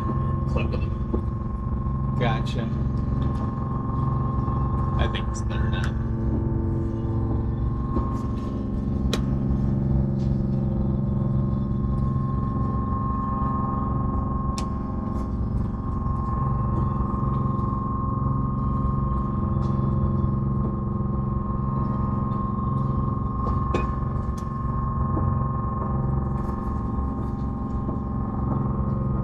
Are we there yet? We're almost there. Usually it feels like this part goes fast, but right now I'm like dragging on. Nothing to do.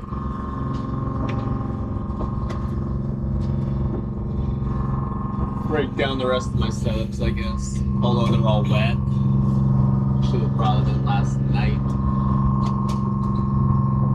Yuck. I think I'll let them dry.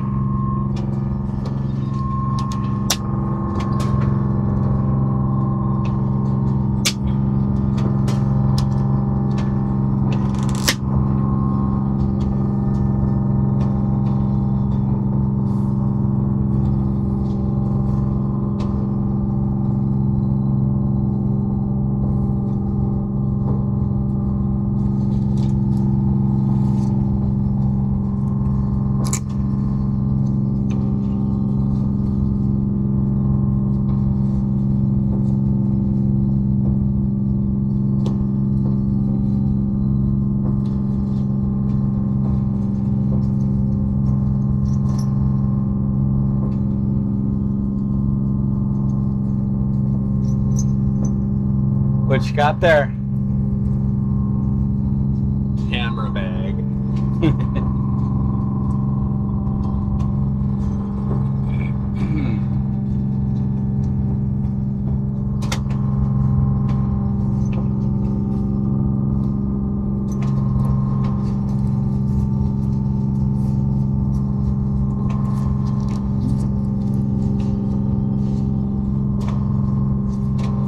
Oh, there's Debbie Sue. Hello, Debbie Sue. Good afternoon.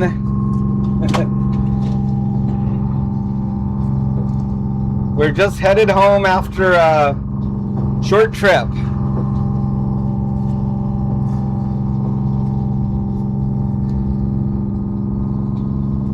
It's like we're about an hour, 15 minutes out.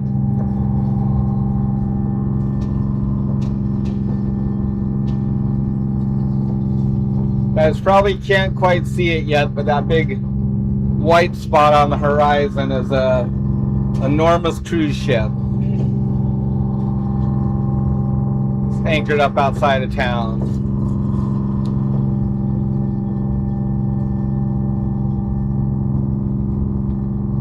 Think they'd buy fresh rockfish from us? Maybe. Like those little communities where all the villagers come out with their boats full of all their wares, their fish and their fruit and stuff. We can just pull up and like hold fish, barter with them. Up like here. Yeah. I mean, they should. True.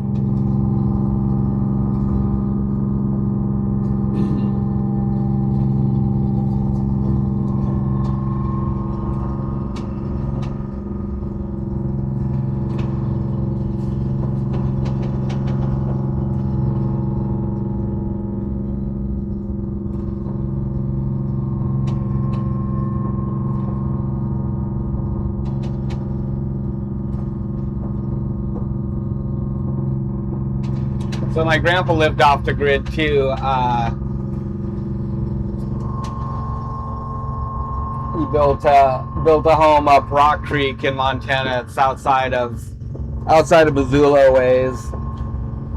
He's 20 miles off the interstate up the creek, and basically the road was maintained to 10 miles where Sportsman's Lodge was, kind of the local watering hole.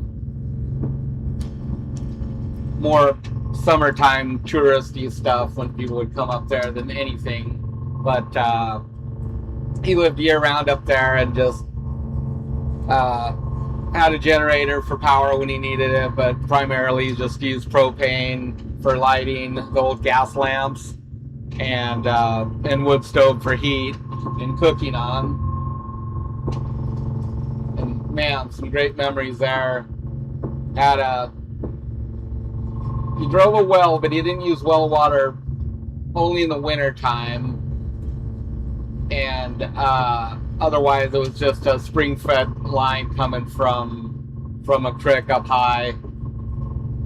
And now that I think back on it, that would have been a pretty ideal turbine right there, because that was like a long run and a long drop. Yeah.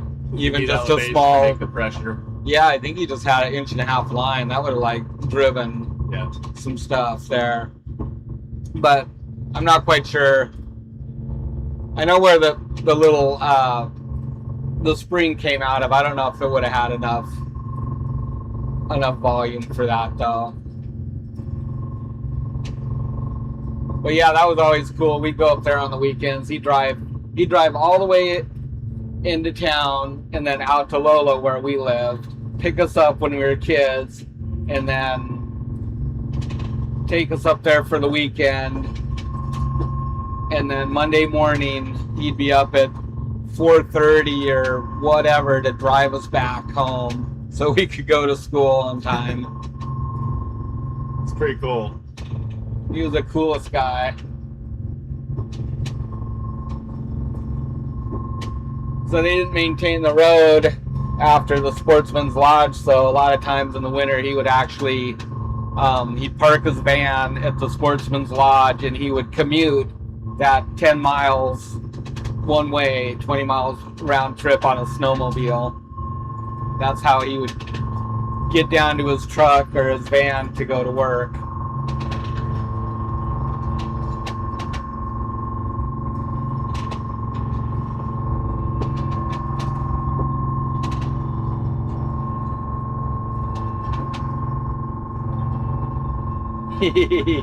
Red River. No, I don't think we'd be in time. I'm not even sure like how to fish that area. That's where we did halibut, huh? Yeah. That was Iakulik. Oh. But Red River is right in that area. It's right in the corner, isn't it? Yeah. Yeah. Yeah. I don't know that we'd make it down there or not. We're gonna be halibut fishing here for a little bit,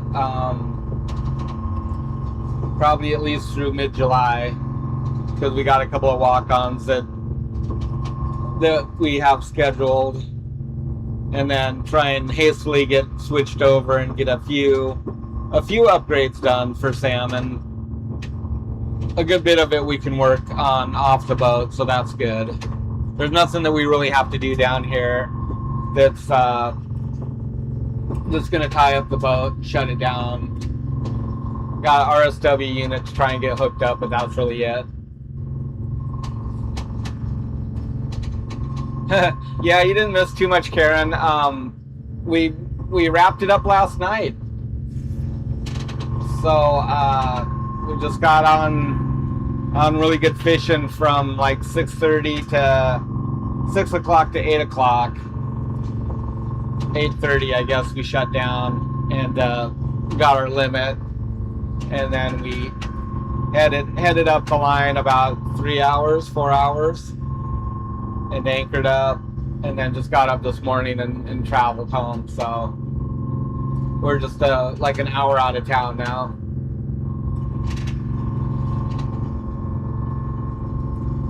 So we feel kind of bad that we didn't get to mop everything up this morning with you guys. But we were also happy just to get it done. Yeah. Like I was saying, when it happens, it can happen really fast. Yeah, and it did. It was a pretty good evening for sure. Yeah. Right conditions.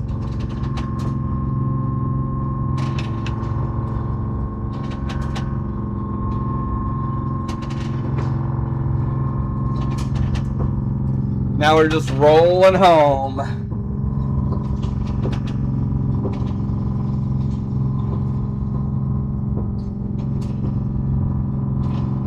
Yeah, that was a nice trip. That's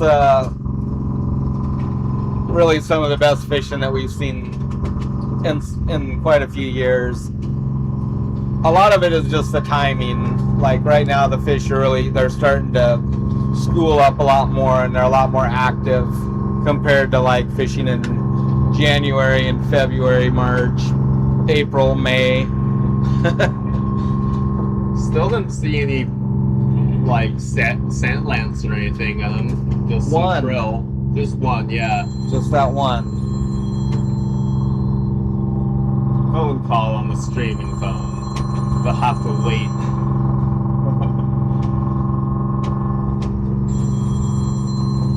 So Sadi, please leave a message. Yeah, thanks, Debbie. We're pretty happy. Pretty happy to get this one done. Last night for dinner was leftovers from the day before, stroganoff, which was nice. Yep. That we had leftovers. Yeah, we were beat. I was gonna make soup if we had stayed another night. If we hadn't gotten into it like we did, but yeah, I would have had more energy then in that case. It was also nice that the microwave still worked. Yeah.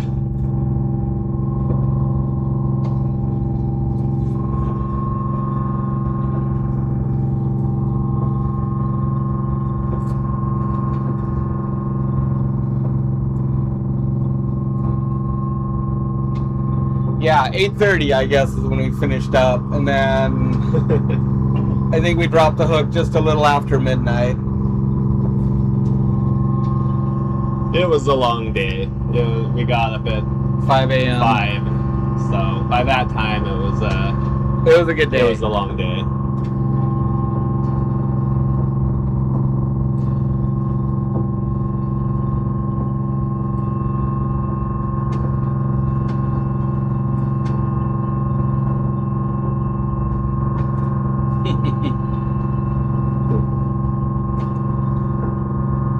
No one's home. Yeah, we've been meaning to get that microwave strapped down. Yeah, I know, right? You gotta have something to let you know when it's really rough. Looks like it bent to the side a little bit.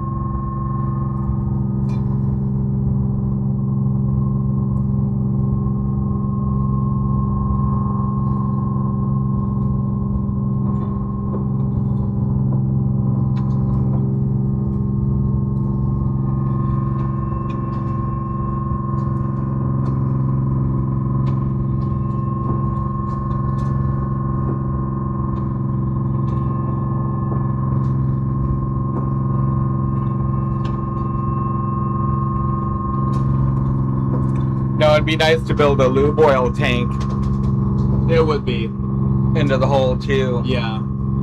Even if you just have to fill it with the jug, that'd be okay. Mm-hmm. And then have a little pump to Yep, that would be nice. not have buckets Buckets. kicking around. We should include that in our design phase. I think maybe like on the forward part of the tank, like where the water heater is, right there, that would be maybe a good spot for it. Yeah. It doesn't have to be really big. Even just to hold like 15 gallons would be fine. Right. Yeah. Just enough for a couple changes. Yeah. Put a nice little sight glass on it, maybe recess it in. A little sight glass right there. Mm-hmm. You can see the level. Know when you need to put it like maybe about halfway down, so you know when you need to pour a bucket in. Right. It'd be pretty sweet. Something simple.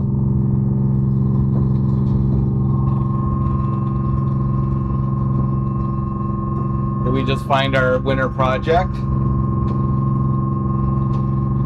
Maybe. Maybe. We do need to get that generator rebuilt.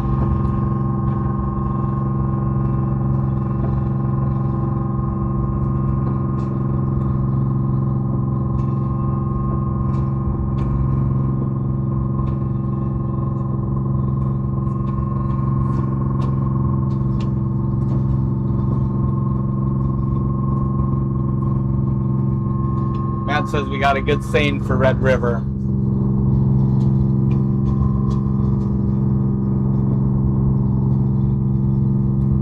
We don't really know too much about seining. We're pretty amateur seiners. We're learning. We're rookie seiners, amateur seiners, and hobby seiners. All Yeah. mixed into one. Trying to pick up what we can and learn what we can. The net seems to fish pretty good. Neither of us have fished on a seine boat, so we're like, we've only picked up what? We're self-taught and Yeah. YouTube taught. Right. We do have to like work on our wedge a little bit and get it reconfigured, I think. So we've been watching a couple of YouTube videos of guys that have really smooth skookum setups, and I think we know what we're gonna do there, and that's gonna be nice.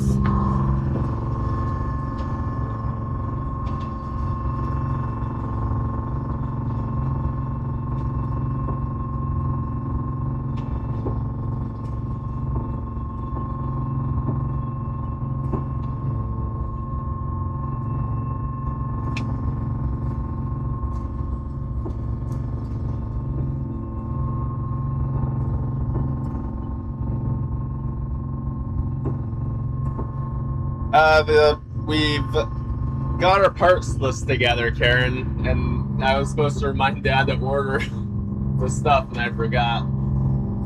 Order the stuff. Remind me to do that today so it can get shipped. Right? Yeah. Need those parts. But no, it's it should be hopefully really simple put back together.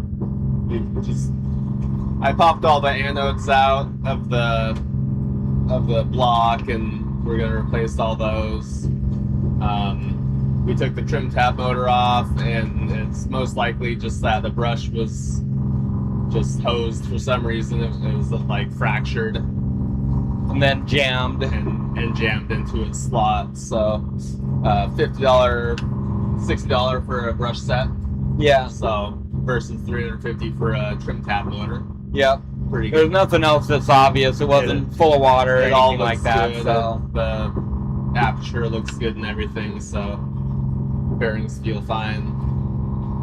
probably if you would have wrapped on it enough, it might have popped that brush back. But Yeah, it was pretty stuck. pushed in, and Yeah, yeah. it'd been acting funny for a little bit before that. Just It's actually kind of odd for as little use that it gets. It is weird. I mean, when you think about like our jig machines Yeah. that have been out here, you know, a couple of those have been grinding away for Getting 25 years. Tons of water. Yeah, it's weird. And those brushes get a little sticky once in a while, but you can expect that. But yeah, no, it should be a really simple thing. Might have to replace the O2 sensor on it. That's that idle issue. But we're gonna pull the old one out and see if we can just clean it first. Because that's a $200 part. But aside from that, yeah, the skiff isn't too big of a deal.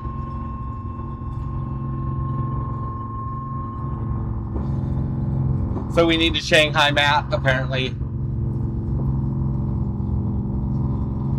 Oh, yeah. Also, Clay says that he can show us everything about seining. It's got me in Galveston at 8 p.m. tonight. Well, we might have to, like, do, like, a stream when we're working on stuff. Yeah. Like, if we do a stream when we're working on a net or something.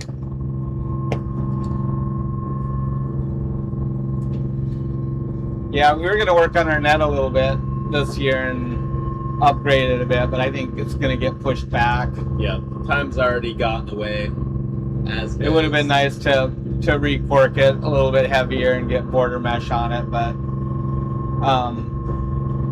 this year it's not as important, but next year that's definitely will be getting done this winter.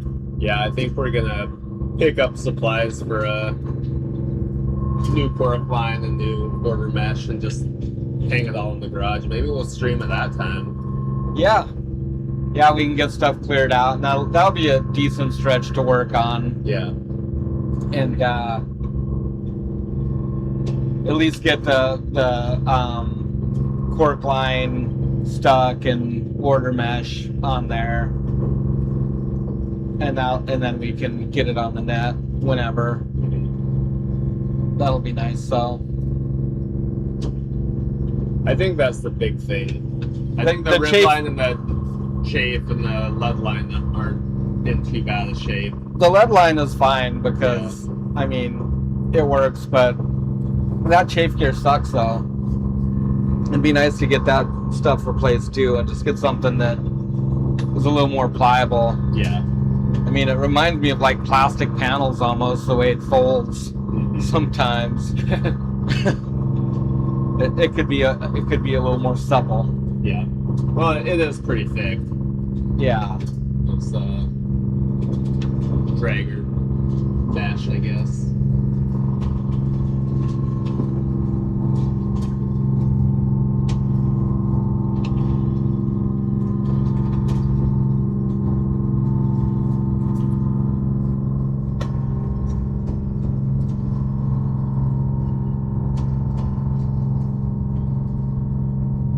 Bottoms up. Right.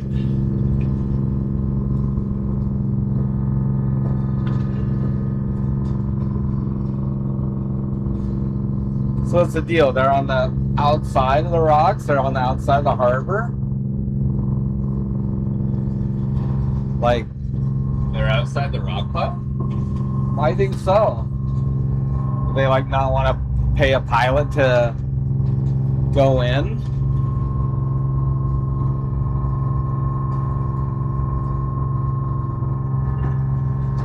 Or is it just perspective? But they look like they're pretty far out. And they're not that far away now. I think they're inside. Looks like. Yeah. Like there's Puff Island. They look like they're inside now. Oh, maybe, yeah, I guess so. It's that giant blob right there. Right. Gosh, it looks so massive. Big ship.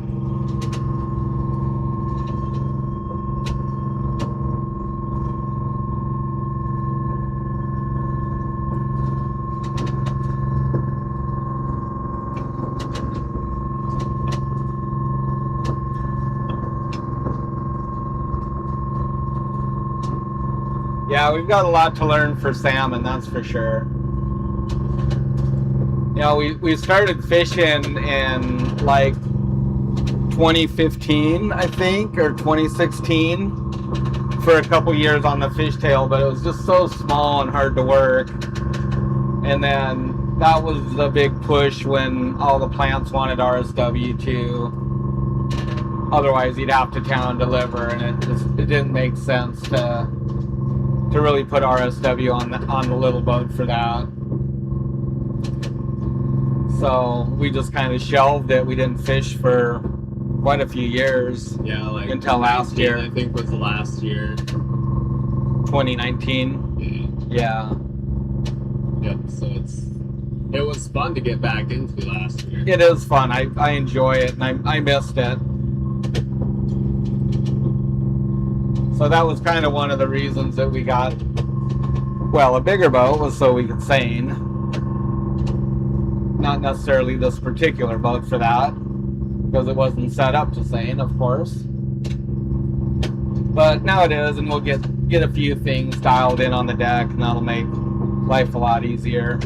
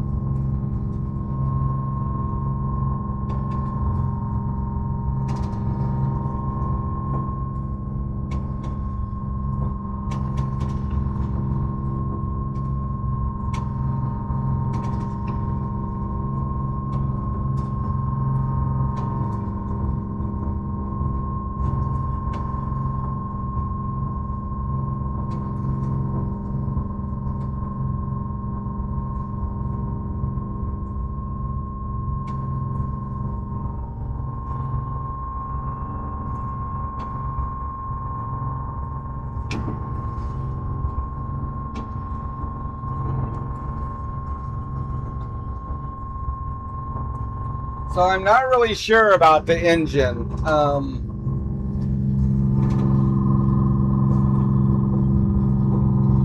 We're not exactly sure how many hours it has on it. It did have an in-frame rebuild at some point, but I don't recall what the old survey said for hours. Did it say unknown too?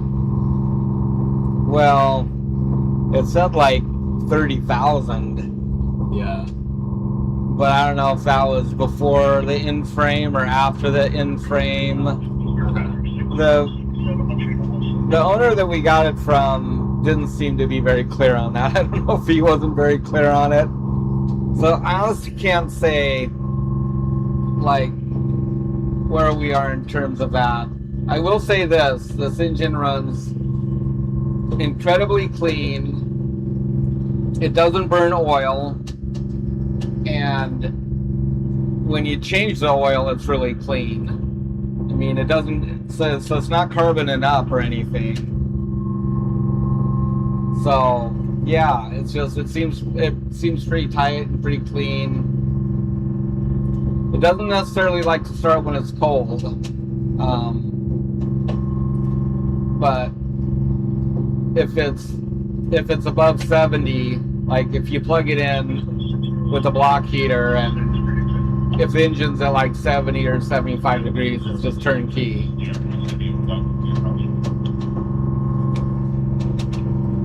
And just fires right up. Yeah. So hopefully nothing to do major for a few years. It'd be nice to get a little time on it. At some point we'll look at repowering, but that's a ways down the road. Really just for just to have more horsepower. It's only 165 horsepower.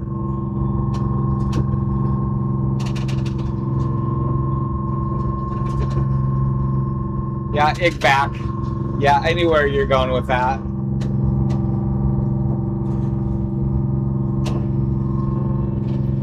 Saw a guy off Barnabas yesterday. Yeah. He was battling some swellage in there. Yeah, there's guys seining out there. Saw some jumpers, some reds. Looked like he had it all to himself. Yeah, heading right for his net too. Huh? It was heading right for his net too. Yeah. Nice looking fish. Right. I see the buskins closed. To gill netting? Yeah. All the way? Yeah, they expanded it all the way. That big triangles like out to the islands and back to like the city dock. Oh wow. Area. I didn't know that. Yeah, they just announced it yesterday. Gotcha. The returns are really low. Not good. I was hoping that run was improving. I know, it seemed like it was, and maybe it's just that one year that yeah, maybe it will be. Always seems to struggle. Maybe they'll return late. We'll see. Because they keep running for a while. I didn't look at the weir count for last year after it ended. I think it was fairly good. Yeah, they were saying that they don't think it'll achieve its minimum escapement goal, so.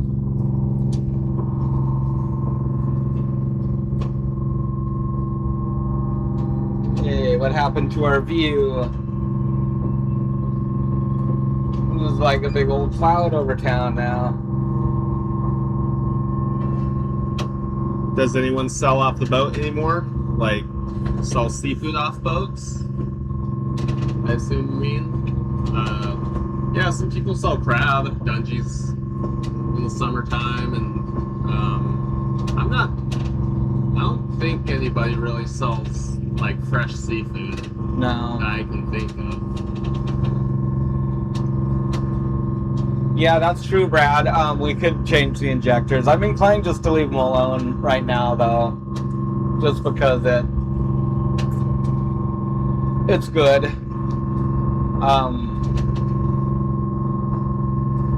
I think that I don't know the numbers of them. I forget what's in here, but I do know it's 165 horse. But I think that you can put the next size in larger and bump it up to like 240 or something, somewhere in there.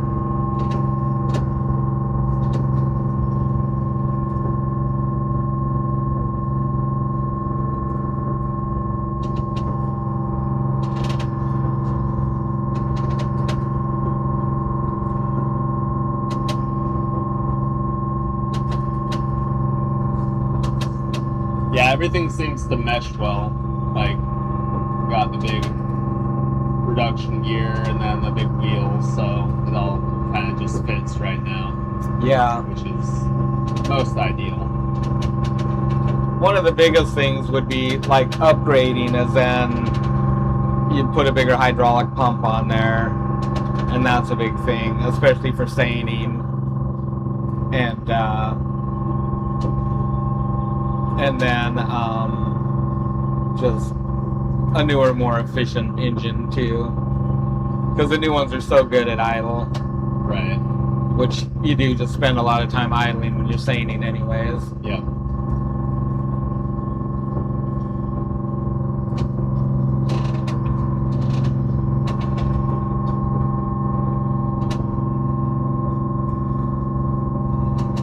Well, town just disappeared in that cloud over there.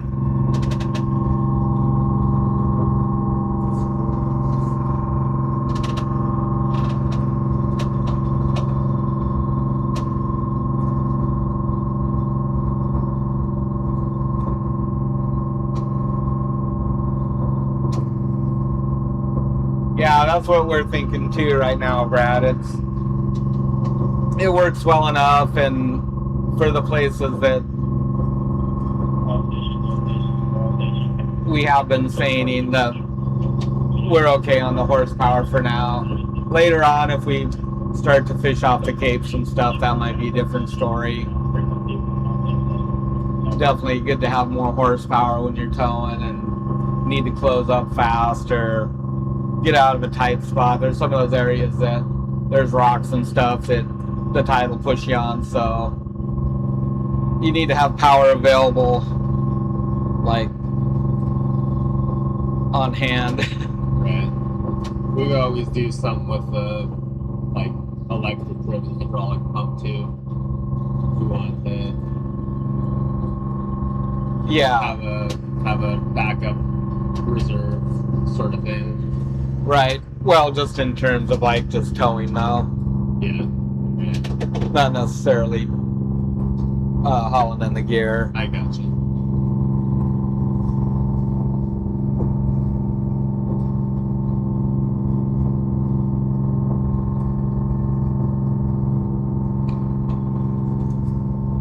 No, I think we're good on our shaft. So all of that stuff is new. It was replaced with Aquamet HD22. So heavy duty. It's a 2.5 inch shaft. It's rated to 450 horsepower. So we replaced the shafts, the couplings, changed out the babbitt bearings for split bearings, new stuffing box, and then changed out the cutlass on the cutlass bearing too. So all of that's 100%. I definitely wouldn't want a couple new engine on the old shaft. Yeah, that old shaft. It would have twisted that steel right off probably. Yeah. But yeah, the new one is good. So it's rated to, oh, there's a chopper right over the top of us. Yeah, it's rated to 450 horsepower. And we'd probably be looking at something in the 350 horsepower range. Maybe a little bit more, 380. So we're well within the parameters of that. But there's a lot to an engine swap too. There's a lot of stuff to take into account. Good job.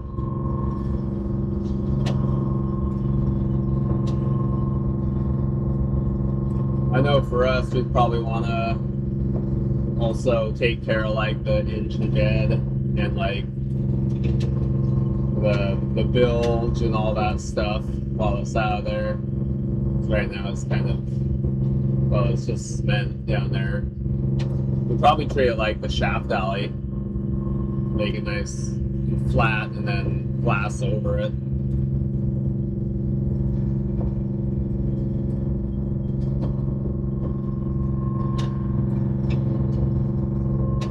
Yeah, we did some homework on it before we ordered it and stuff, and kind of made sure that just replacing the size that was in it now would be sufficient for an upgrade later. And that's what it specs out at, is right at 450 horsepower, which was, we figured it was good. You know, to replace everything. I guess it wouldn't have been maybe that big of a deal, but the shaft log would definitely be a challenge. Yeah. And then, of course, you know, the prop is a 2.5-inch bore on it, and we would have to change that. The cutlass bearing is in a bronze housing bolted to the back of the keel, so I don't know if there would have been room to bore that to 3-inch. I'm thinking maybe not. So that probably would have had to been changed out too. The stuffing box wouldn't have been such a big deal because we did that anyways. But it probably would have cost more. But yeah, so I guess it's Aqualoy is what it is. Aqualoy 22 HD. So we're kind of thinking that if we fell somewhere in that 400 horsepower range, you know, that'd be plenty of power. That's more than double what we got now.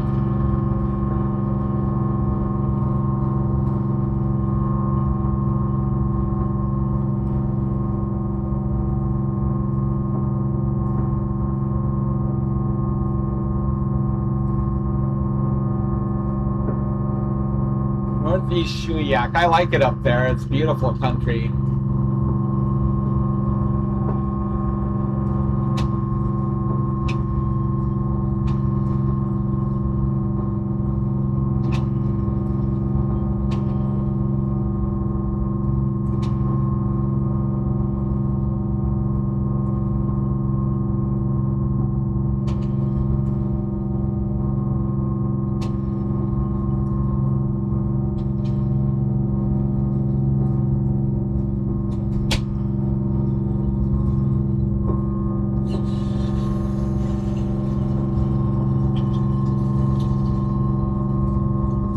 Closing in, Matt.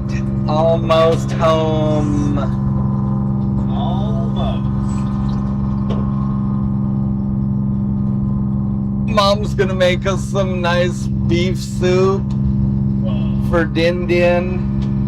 Nice. I bet Tristan bakes some bread. I hope he does. A whale over there. Oh, really? I saw one over at Rock Point too. Come over here into the camera. It's a regular fin wheel. You know, we saw some orcas out here last week when we came out to set gear.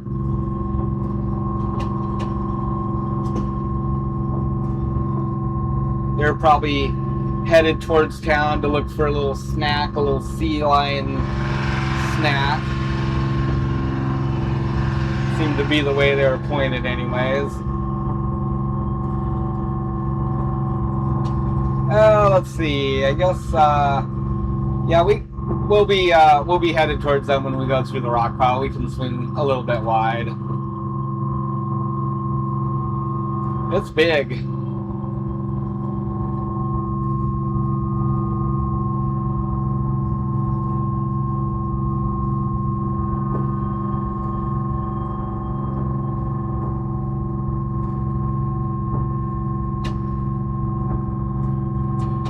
Yeah, the tourists really tend to take over the town. I'm not gonna lie,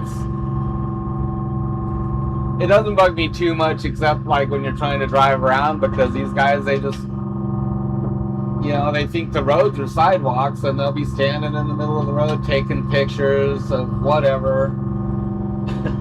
And it's like, guys, you know, people like live and work here.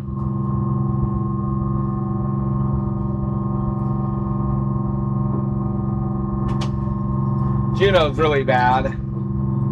They'll get 2 or 3 cruise ships at a time there, and it increases the town's population by like 10,000 people. Funny thing is that when we went down and we bought the Emerald Isle in 21, so we got it in Huna, which is about 6 miles west of Juneau.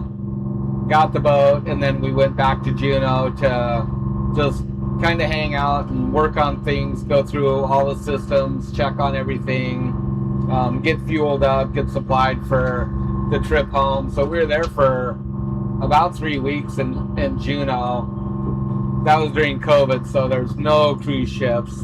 And it's just like we had the whole town to ourselves. It was cool.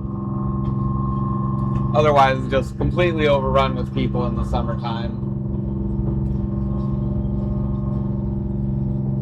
Yeah, no, the cruise ships are relatively a new thing here.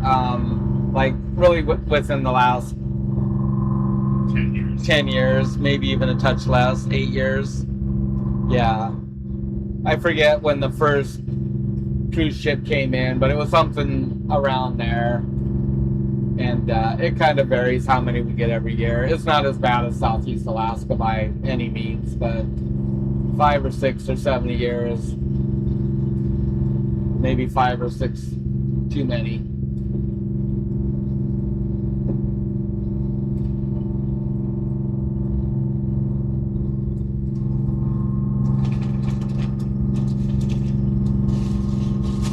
Yeah, Juneau was pretty cool down there. Really enjoyed it.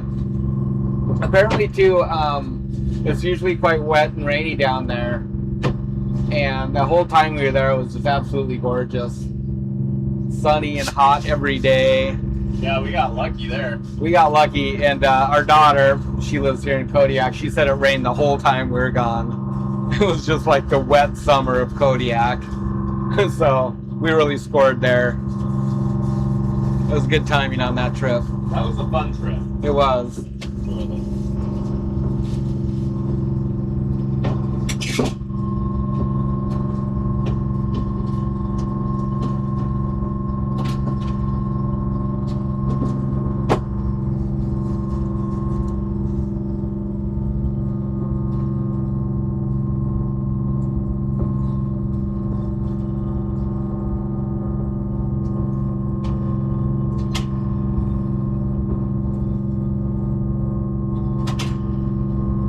Do we want to drop this tote off real quick?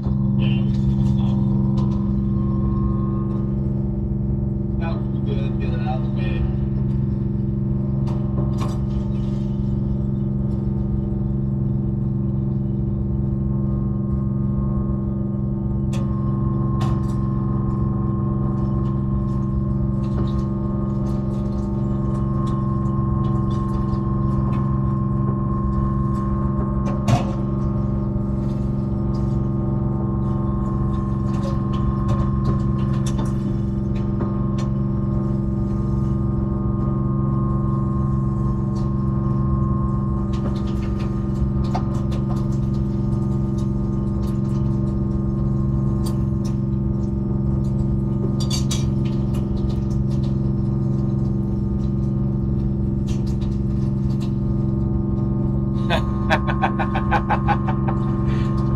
Kathy says the only other thing I remember flying on your boat was Matt's hat when it flew over the wave.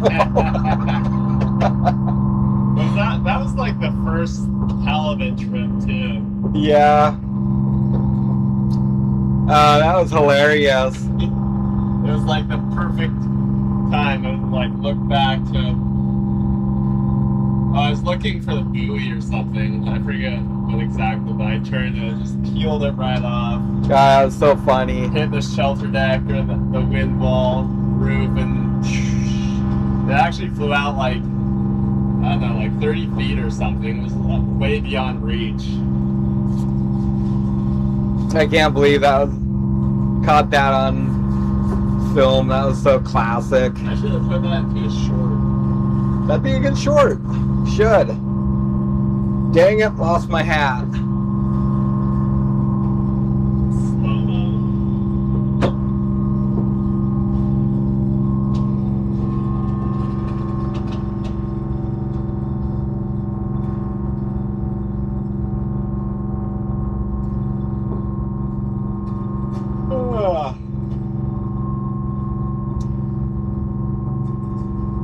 What's our weather gonna be like for the next couple days? It's supposed to be nice. Sunny, nice? I think so.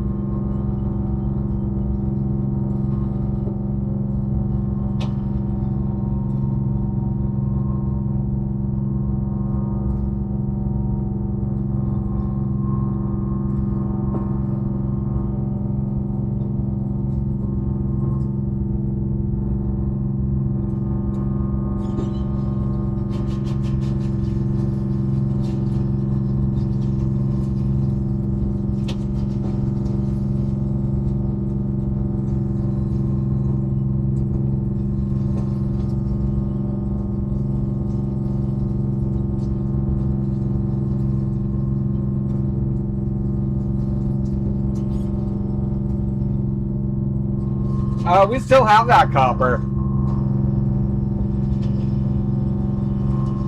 No, we don't have any really. I mean, there's a place that you can recycle stuff here, but I don't think they pay very well.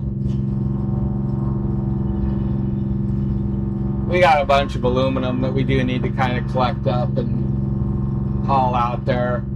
Our boneyard. A lot of it's not really much use for anything. It's weird offcuts and old equipment and stuff that's no good anymore. What we should do is make a coin press. For that copper? Yeah. Right? That's what I was thinking, is it? That'd be cool. Keep it for something like that. Roll out mementos.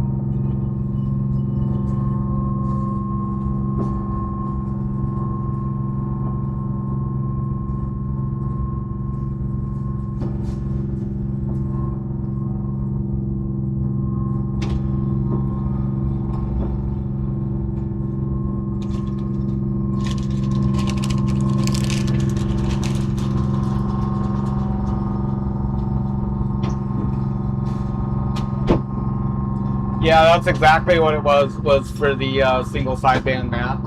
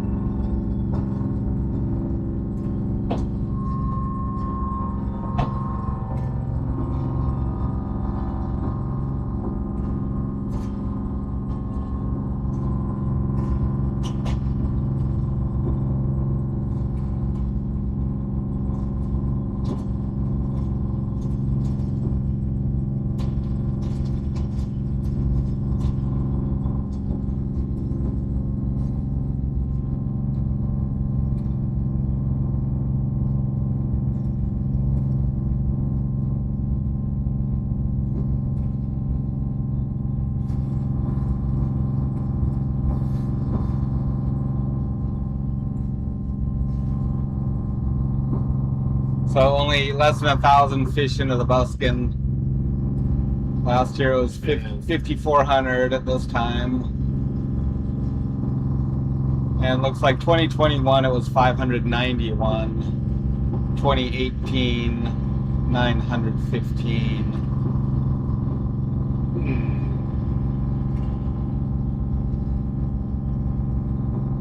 Doesn't really fit like an off-year cycle, but for whatever reason, I guess. So Sultry's opened up now, up to the reduced waters.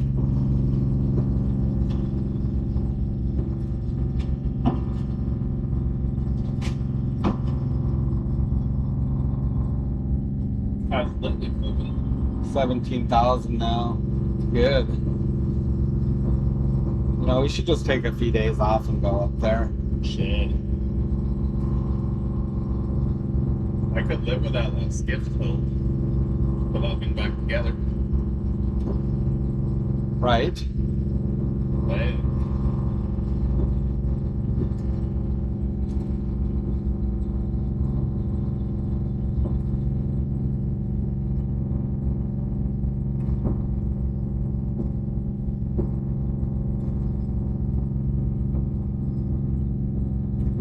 Oh, bird ball.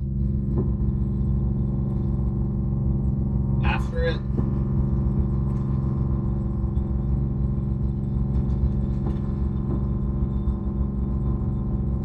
Got the birds hitting on a bait ball right there. So that's what we've been missing like for the last couple years on the east side. We have seen very little of that. Last time was the year we had really good fishing right there for cod, and we were just doing drifts with rubber, chasing bird balls around.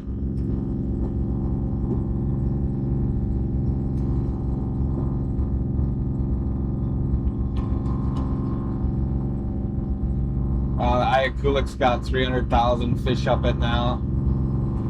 Holy smokes.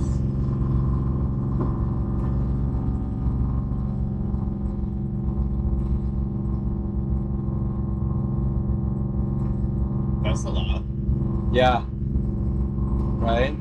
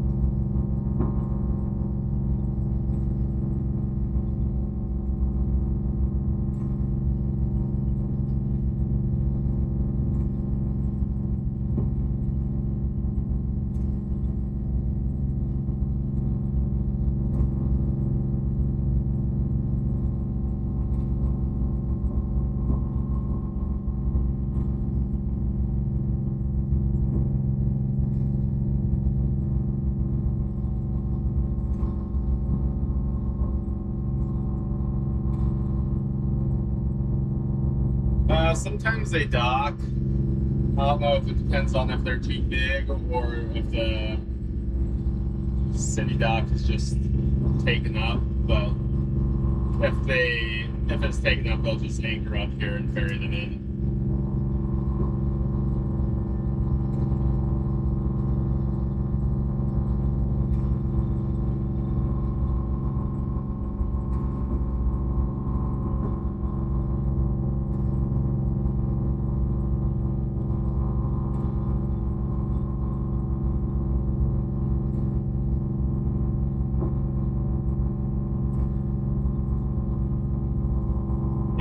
Guys doing over here?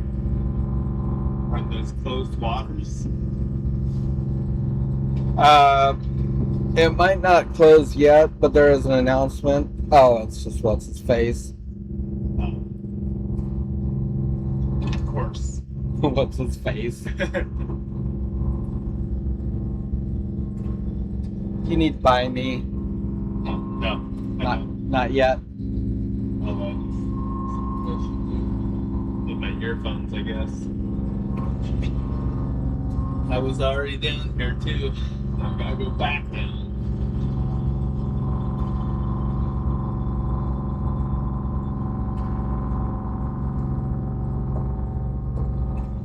Time to pull in the stadium poles. Love's over there.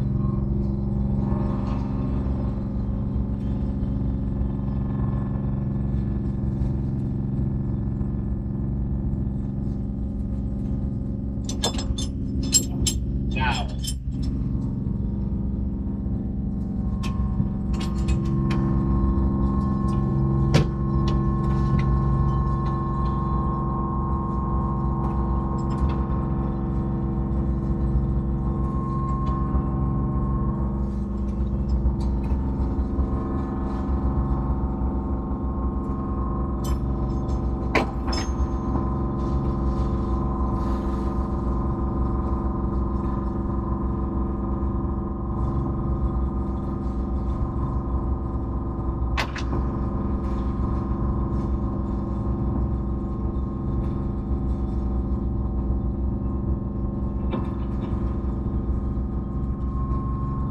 Yeah, it's big. I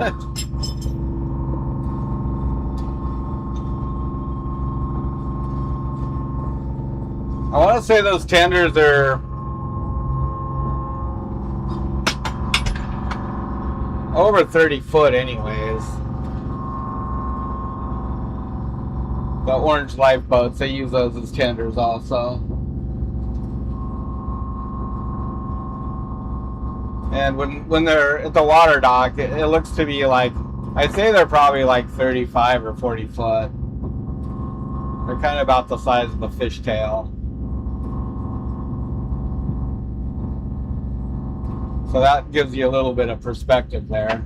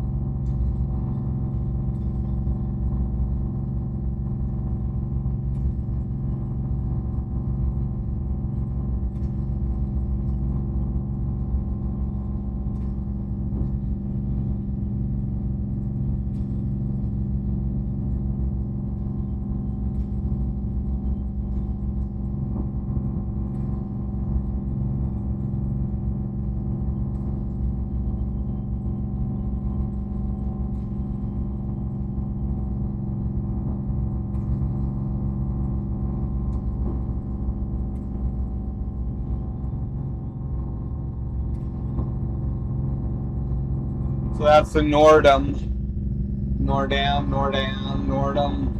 Holland America line. They've been in here before.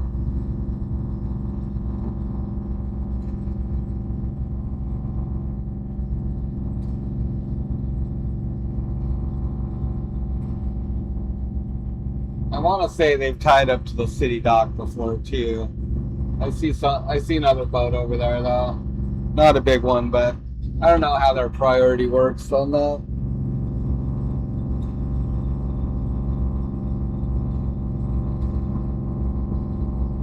It's like a tender.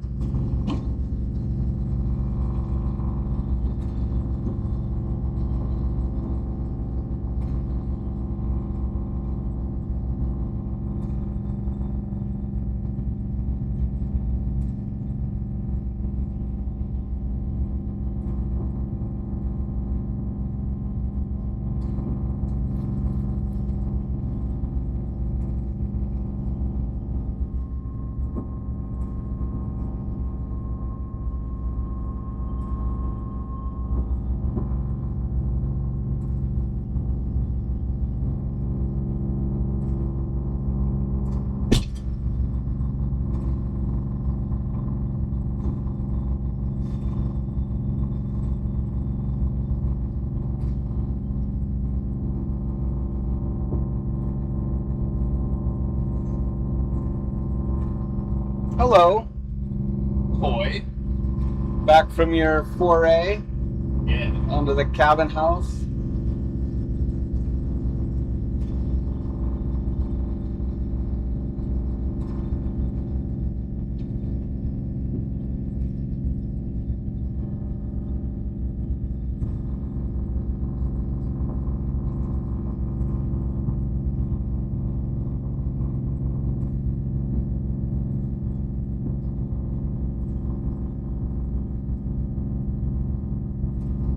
Well, I might have to hijack my phone here. Yeah. We can leave the other part running. Huh?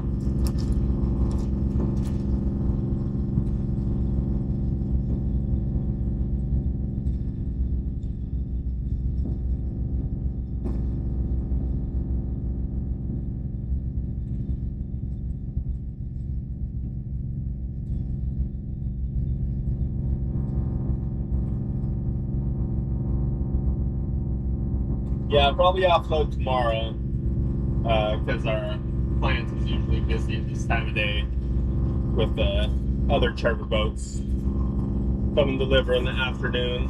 So Yeah, around 2 they start. you need your phone. Yeah, Just click off the little feed. right.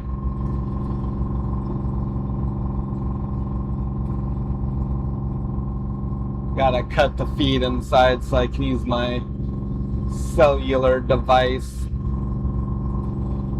But we'll leave the other one on.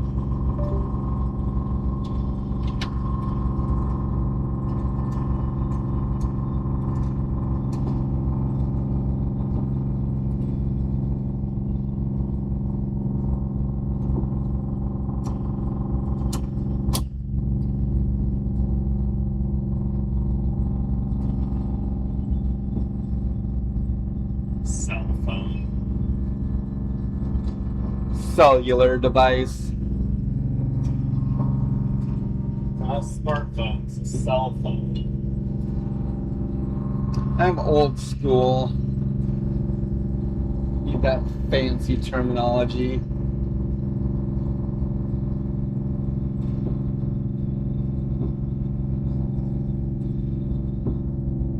So stopping in APS. Yeah. Okay.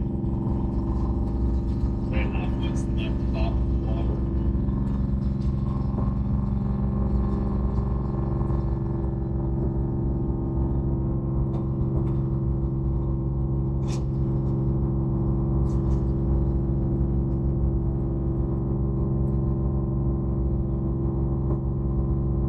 We are gonna swing by the plant here and get this empty tote off the boat.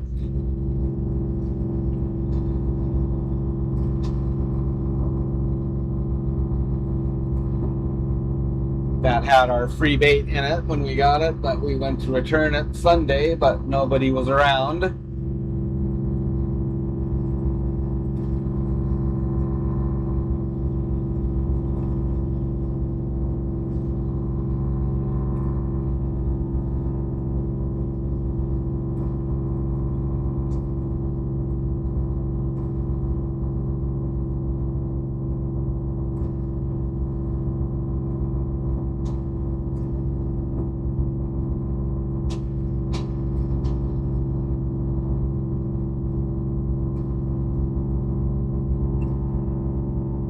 You just go starboard starter.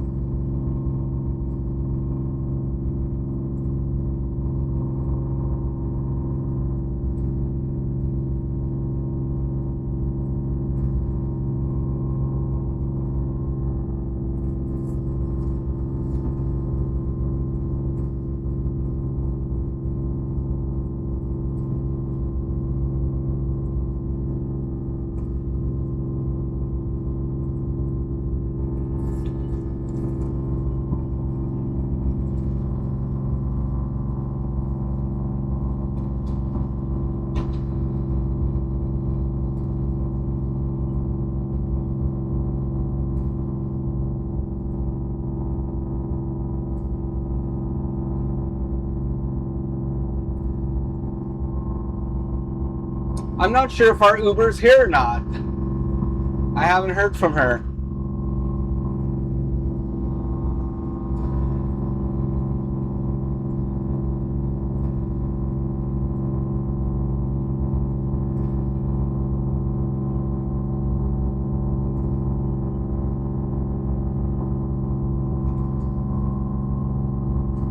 I think they'll probably be down to pick us up.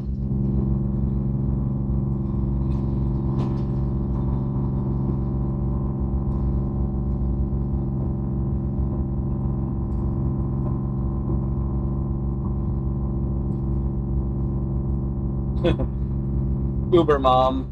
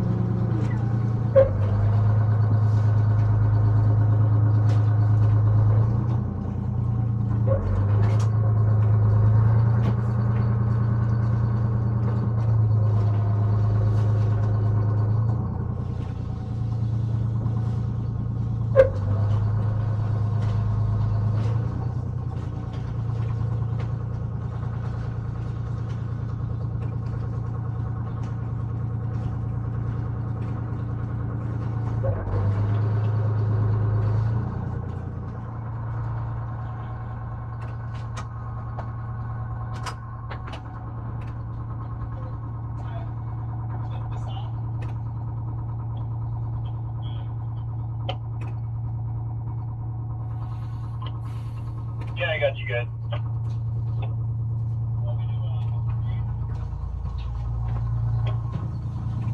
Yeah, I'll swing more starboard here. That sounds good.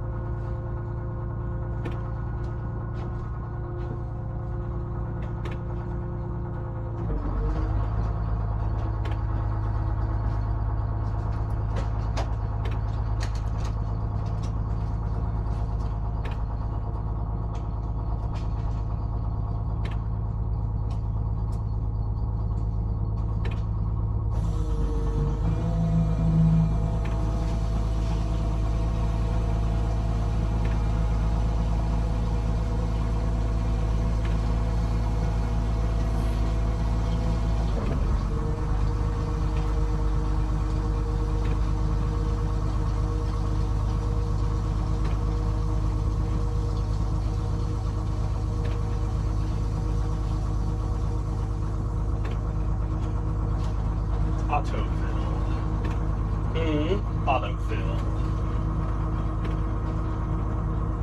I turned on the deck cam. Nice.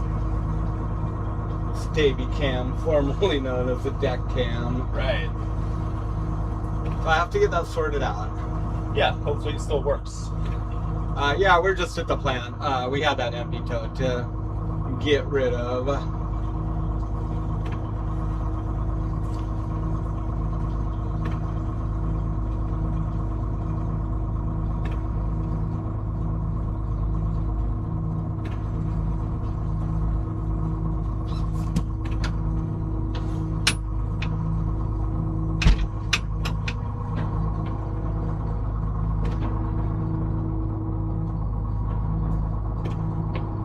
You reckon that ice is good?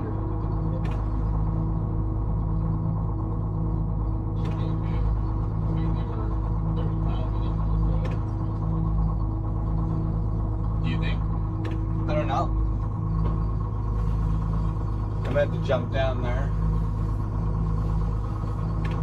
But I didn't.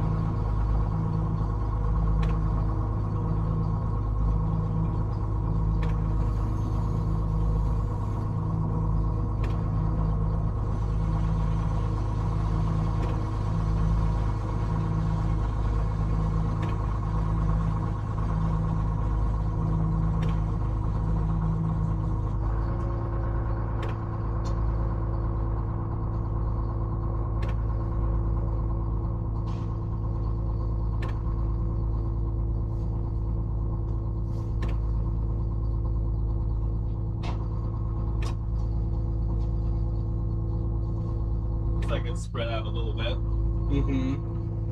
but just around the landing zone.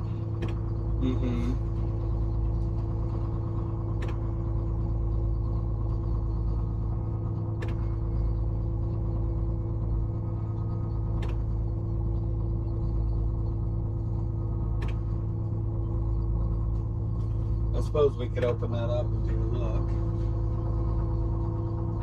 Yeah. Grab my brother's tools. Oh yeah.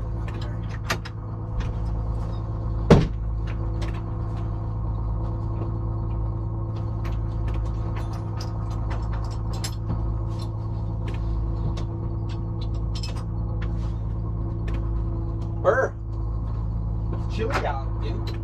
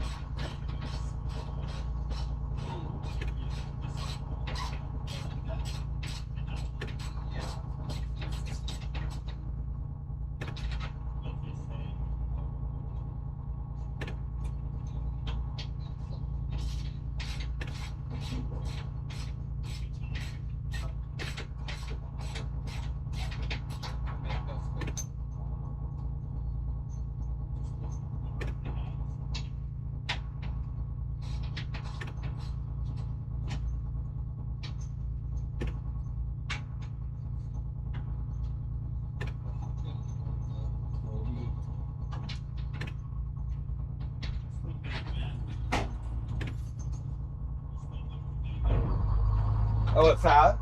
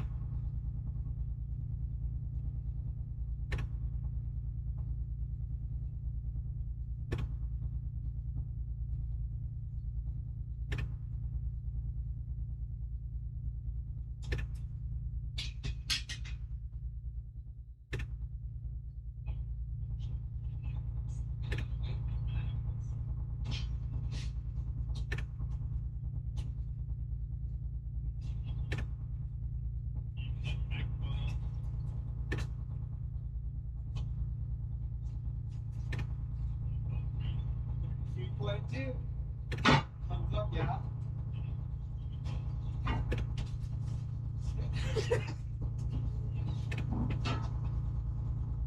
You know me, I'm always worrying about something. All right, fish are nice and cold. That double check. Make sure we didn't need to go get some ice or anything. Okay, back to dock. Yeah. We'll offload in the morning. It's too late to offload today. Yeah. Gotta keep them nice and cold down in the hold. You know they won't get to them today. No, they won't. So They'll they'll sit in just the tote. sit in the tote. Rather than sit in a nice big cold cluster in the hold and stay nice and fresh. Yeah. Got stuff to do this afternoon. Like, relax.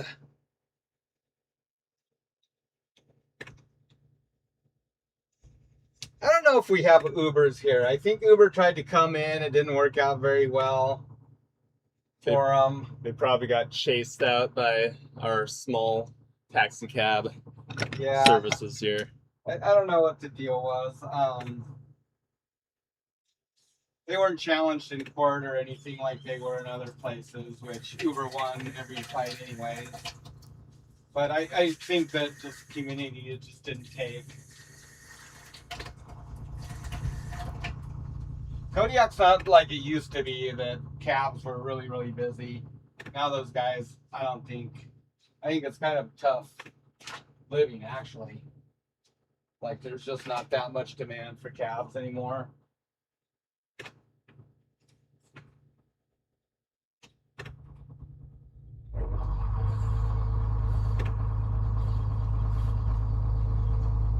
Black rock fish, so I was just checking the temp on them, nice and cold, 33.2.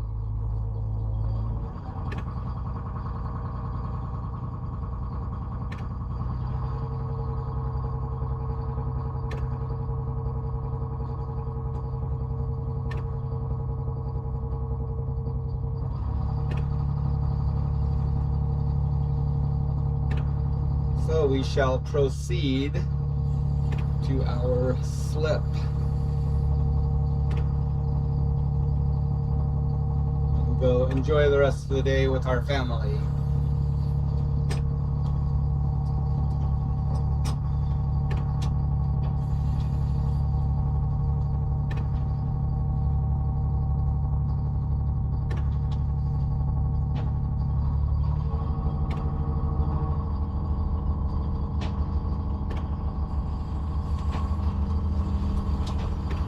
Well, these guys are gone already anyways.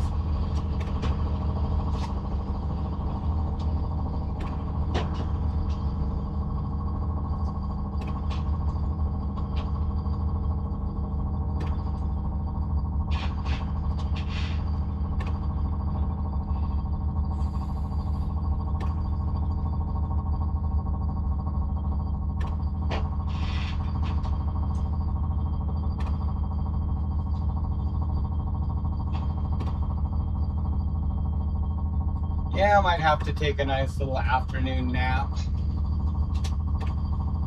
We'll see.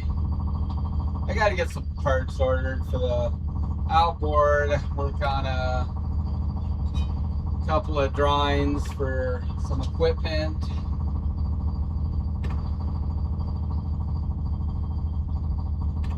Need to get this RSW hooked up, start working on it. That's probably what we should do this afternoon. At least get parts. Remind me to grab that hub and we'll see if they got snap ring.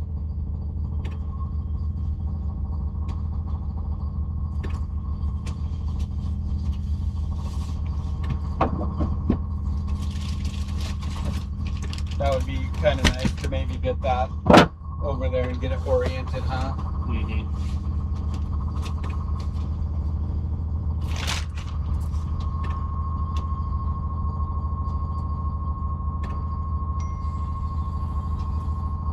Mom's here.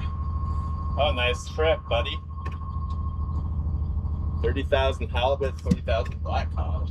Woohoo! That's the winner, I'd say. How long were you out for? Dang. That's payday. That halibut price sure is sweet, huh?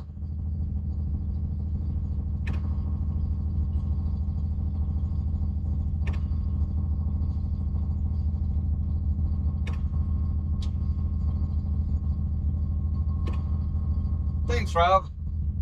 We'll catch you later. Yep, see you later, Rob. Thanks for hanging out.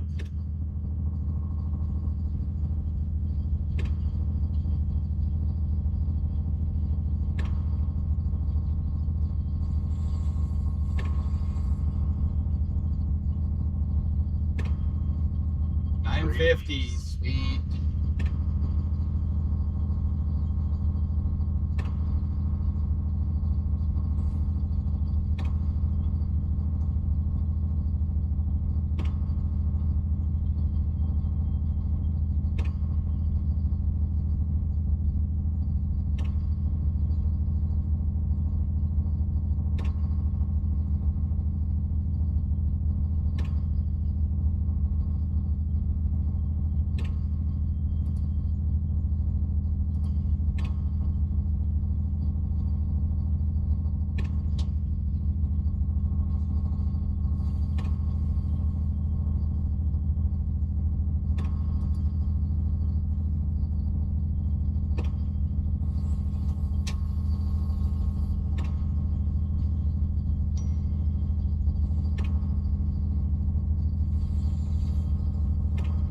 Holy smokes with all these people.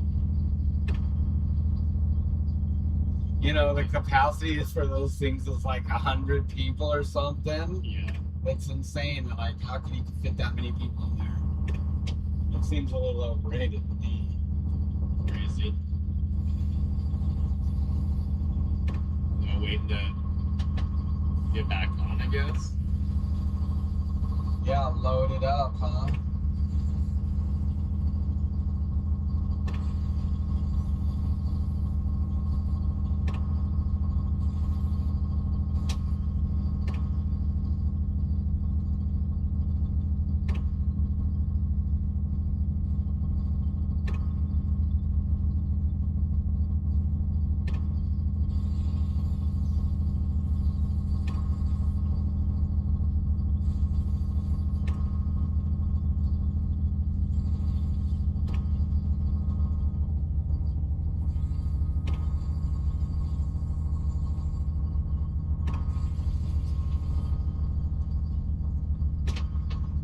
$120 people.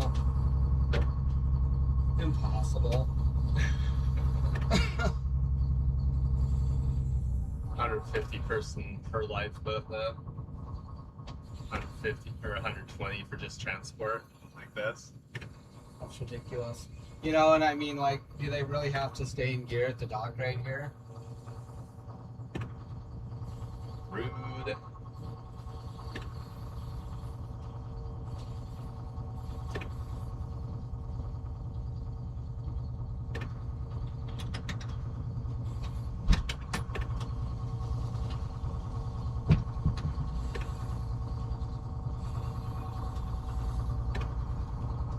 You can just sling that right on board here.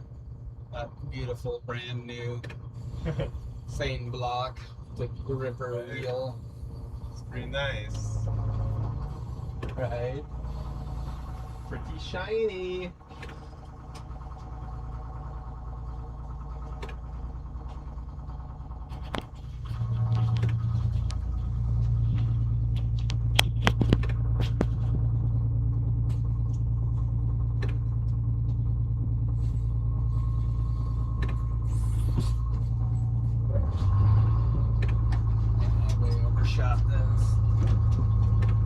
Overshot, Matt.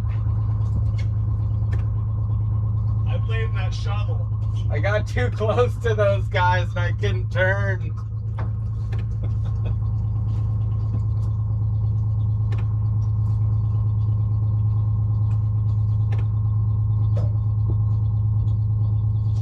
Think I can make it?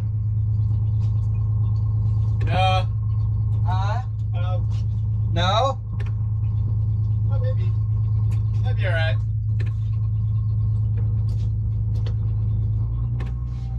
Right foot.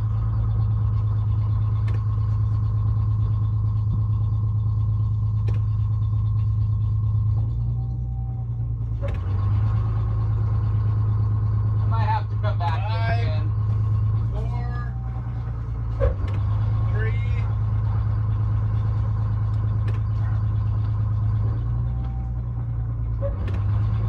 Might be okay. Maybe not.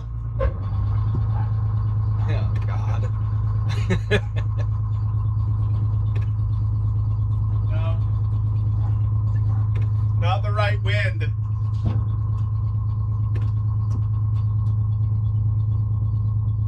Of course it's going to be on camera, on live stream. I know, right? I was in too close to these guys when we were coming in and I couldn't turn. So I kind of overshot. Better just to reset, I guess. I don't want to grind on our neighbor's boat.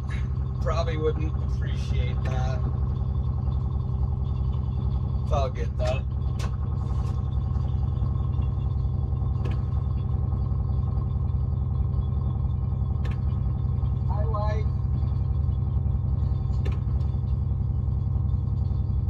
I overshot a little bit.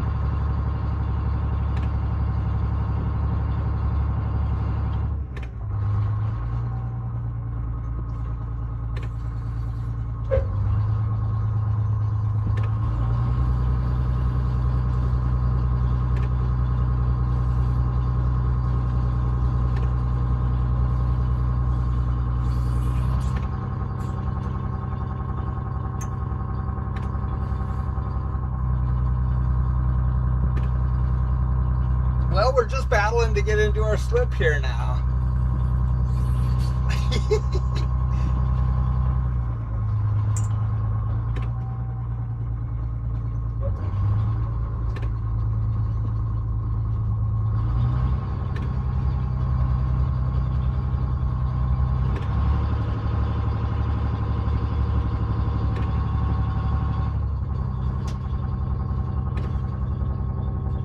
Stick the landing 100 times before you're being watched by 80 people. And then drop the ball.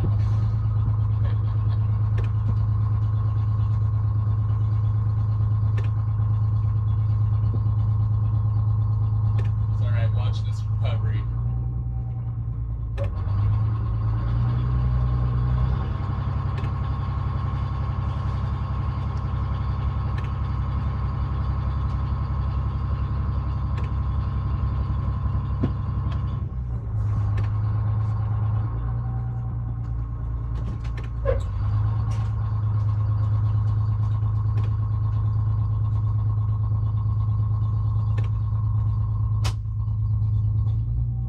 There.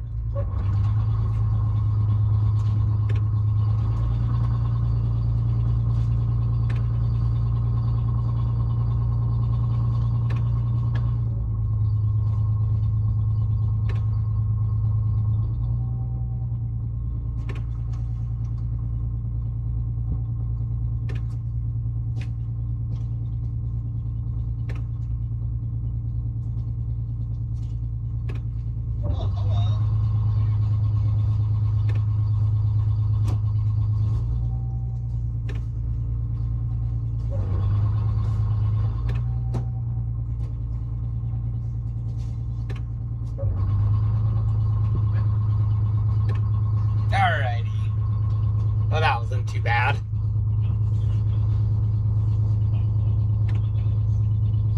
Yeah. I don't know if I was distracted by the brand new seine block on one of the boats I went by, or yeah, I was over too far, and then I couldn't cut hard to the right because I'd probably bump them with their stern. So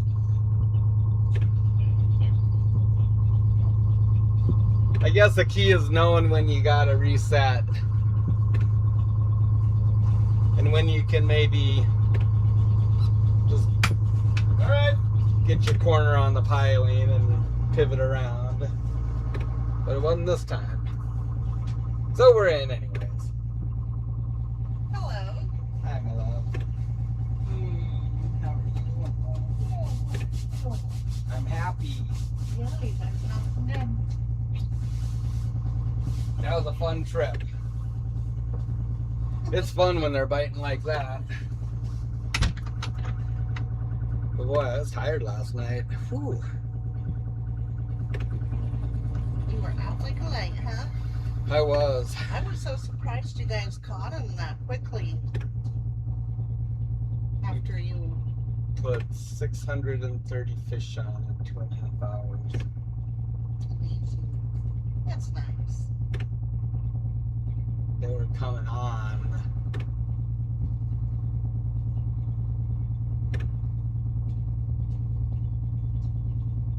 Yeah, it's usually when there's a big crowd there, huh, David? That's when you like... You know, nobody sees you when it's like midnight and blowing 35 and you're docking. And you just slip right in there and the boat ties itself up. No, but on that flat, calm, sunny day when there's 100 people around, that's when you struggle. Well, like I said, perfect recovery. Right? That's As like I said, say, that's sometimes, you know, when you just gotta like reset. Yep. I knew that I couldn't get the corner around right there. Yeah. And the wind was unfavorable too. Yeah. I don't think Norm wants any blue pinstriping on this nice hull. You might not approve of that. Nope. I think not. Yeah, Uber Mom was here. Hi, Rob. Hi, everyone. I made it. I wasn't late. I even had time to walk down the dock.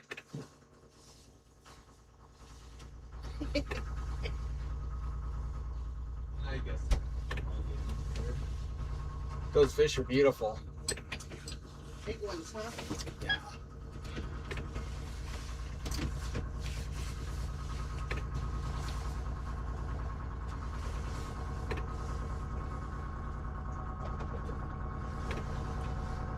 He's home making fresh bread. I knew it. That's what I said to Matt. I said, Mom's making us some delicious beef soup. And I go, hopefully Tristan's baking some fresh bread. I bet he is. Woo. They were almost risen. We earned reward. You did.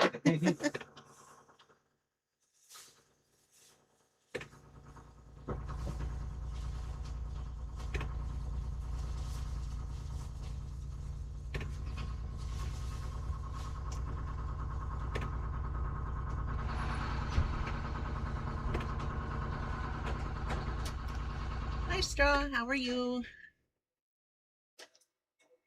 Yeah, T's at home. He had to put his bread in the oven. We'll get home and it'll be nice and perfectly warm. Yum.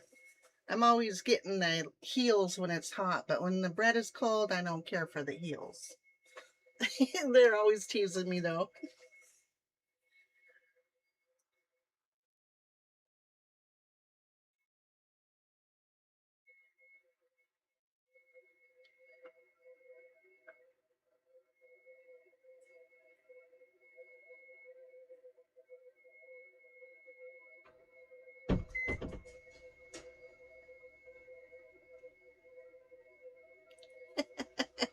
Yep, Matt taking care of business always.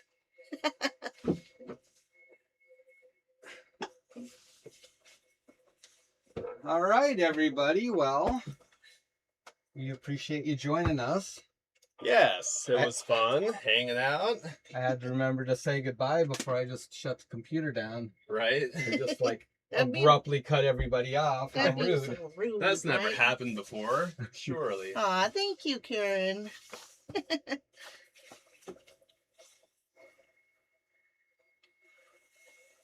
Turn on the cabin cam, it'd require us to hook up Dad's phone. Let me see if I just rotate this one without being mad at me.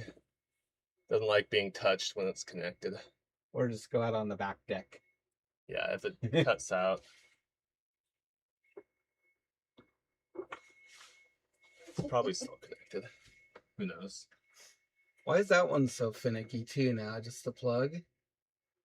It didn't like being touched even just a tiny bit. Which is weird. What's that dude still out? Yeah. It did cut out. Right click on that and go to you can try that. Right click on it and go to properties. And go to deactivate. Ah. It's different. Yeah. They tinted their windows fast. Go to what? Deactivate. And then activate again. Oh, still didn't work. Yeah. Alright, well we tried. That camera does not like being touched once it's set up, but yeah. Very finicky, You huh? just have to go out on deck and say goodbye. Yep. I got a microphone.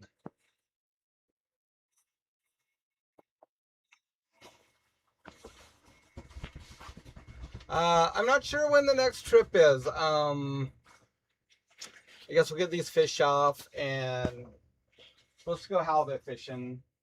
We got a couple walk-ons scheduled. But I'm not sure if we'll have time to fit the first one in before he leaves. So, yeah. Yeah, I look really short over there, don't I? Yeah. Alright. Well, I guess that's it for today. Thanks everyone for joining us. Had a great time. I had fun working from home too. Thank you guys. We'll see y'all next time.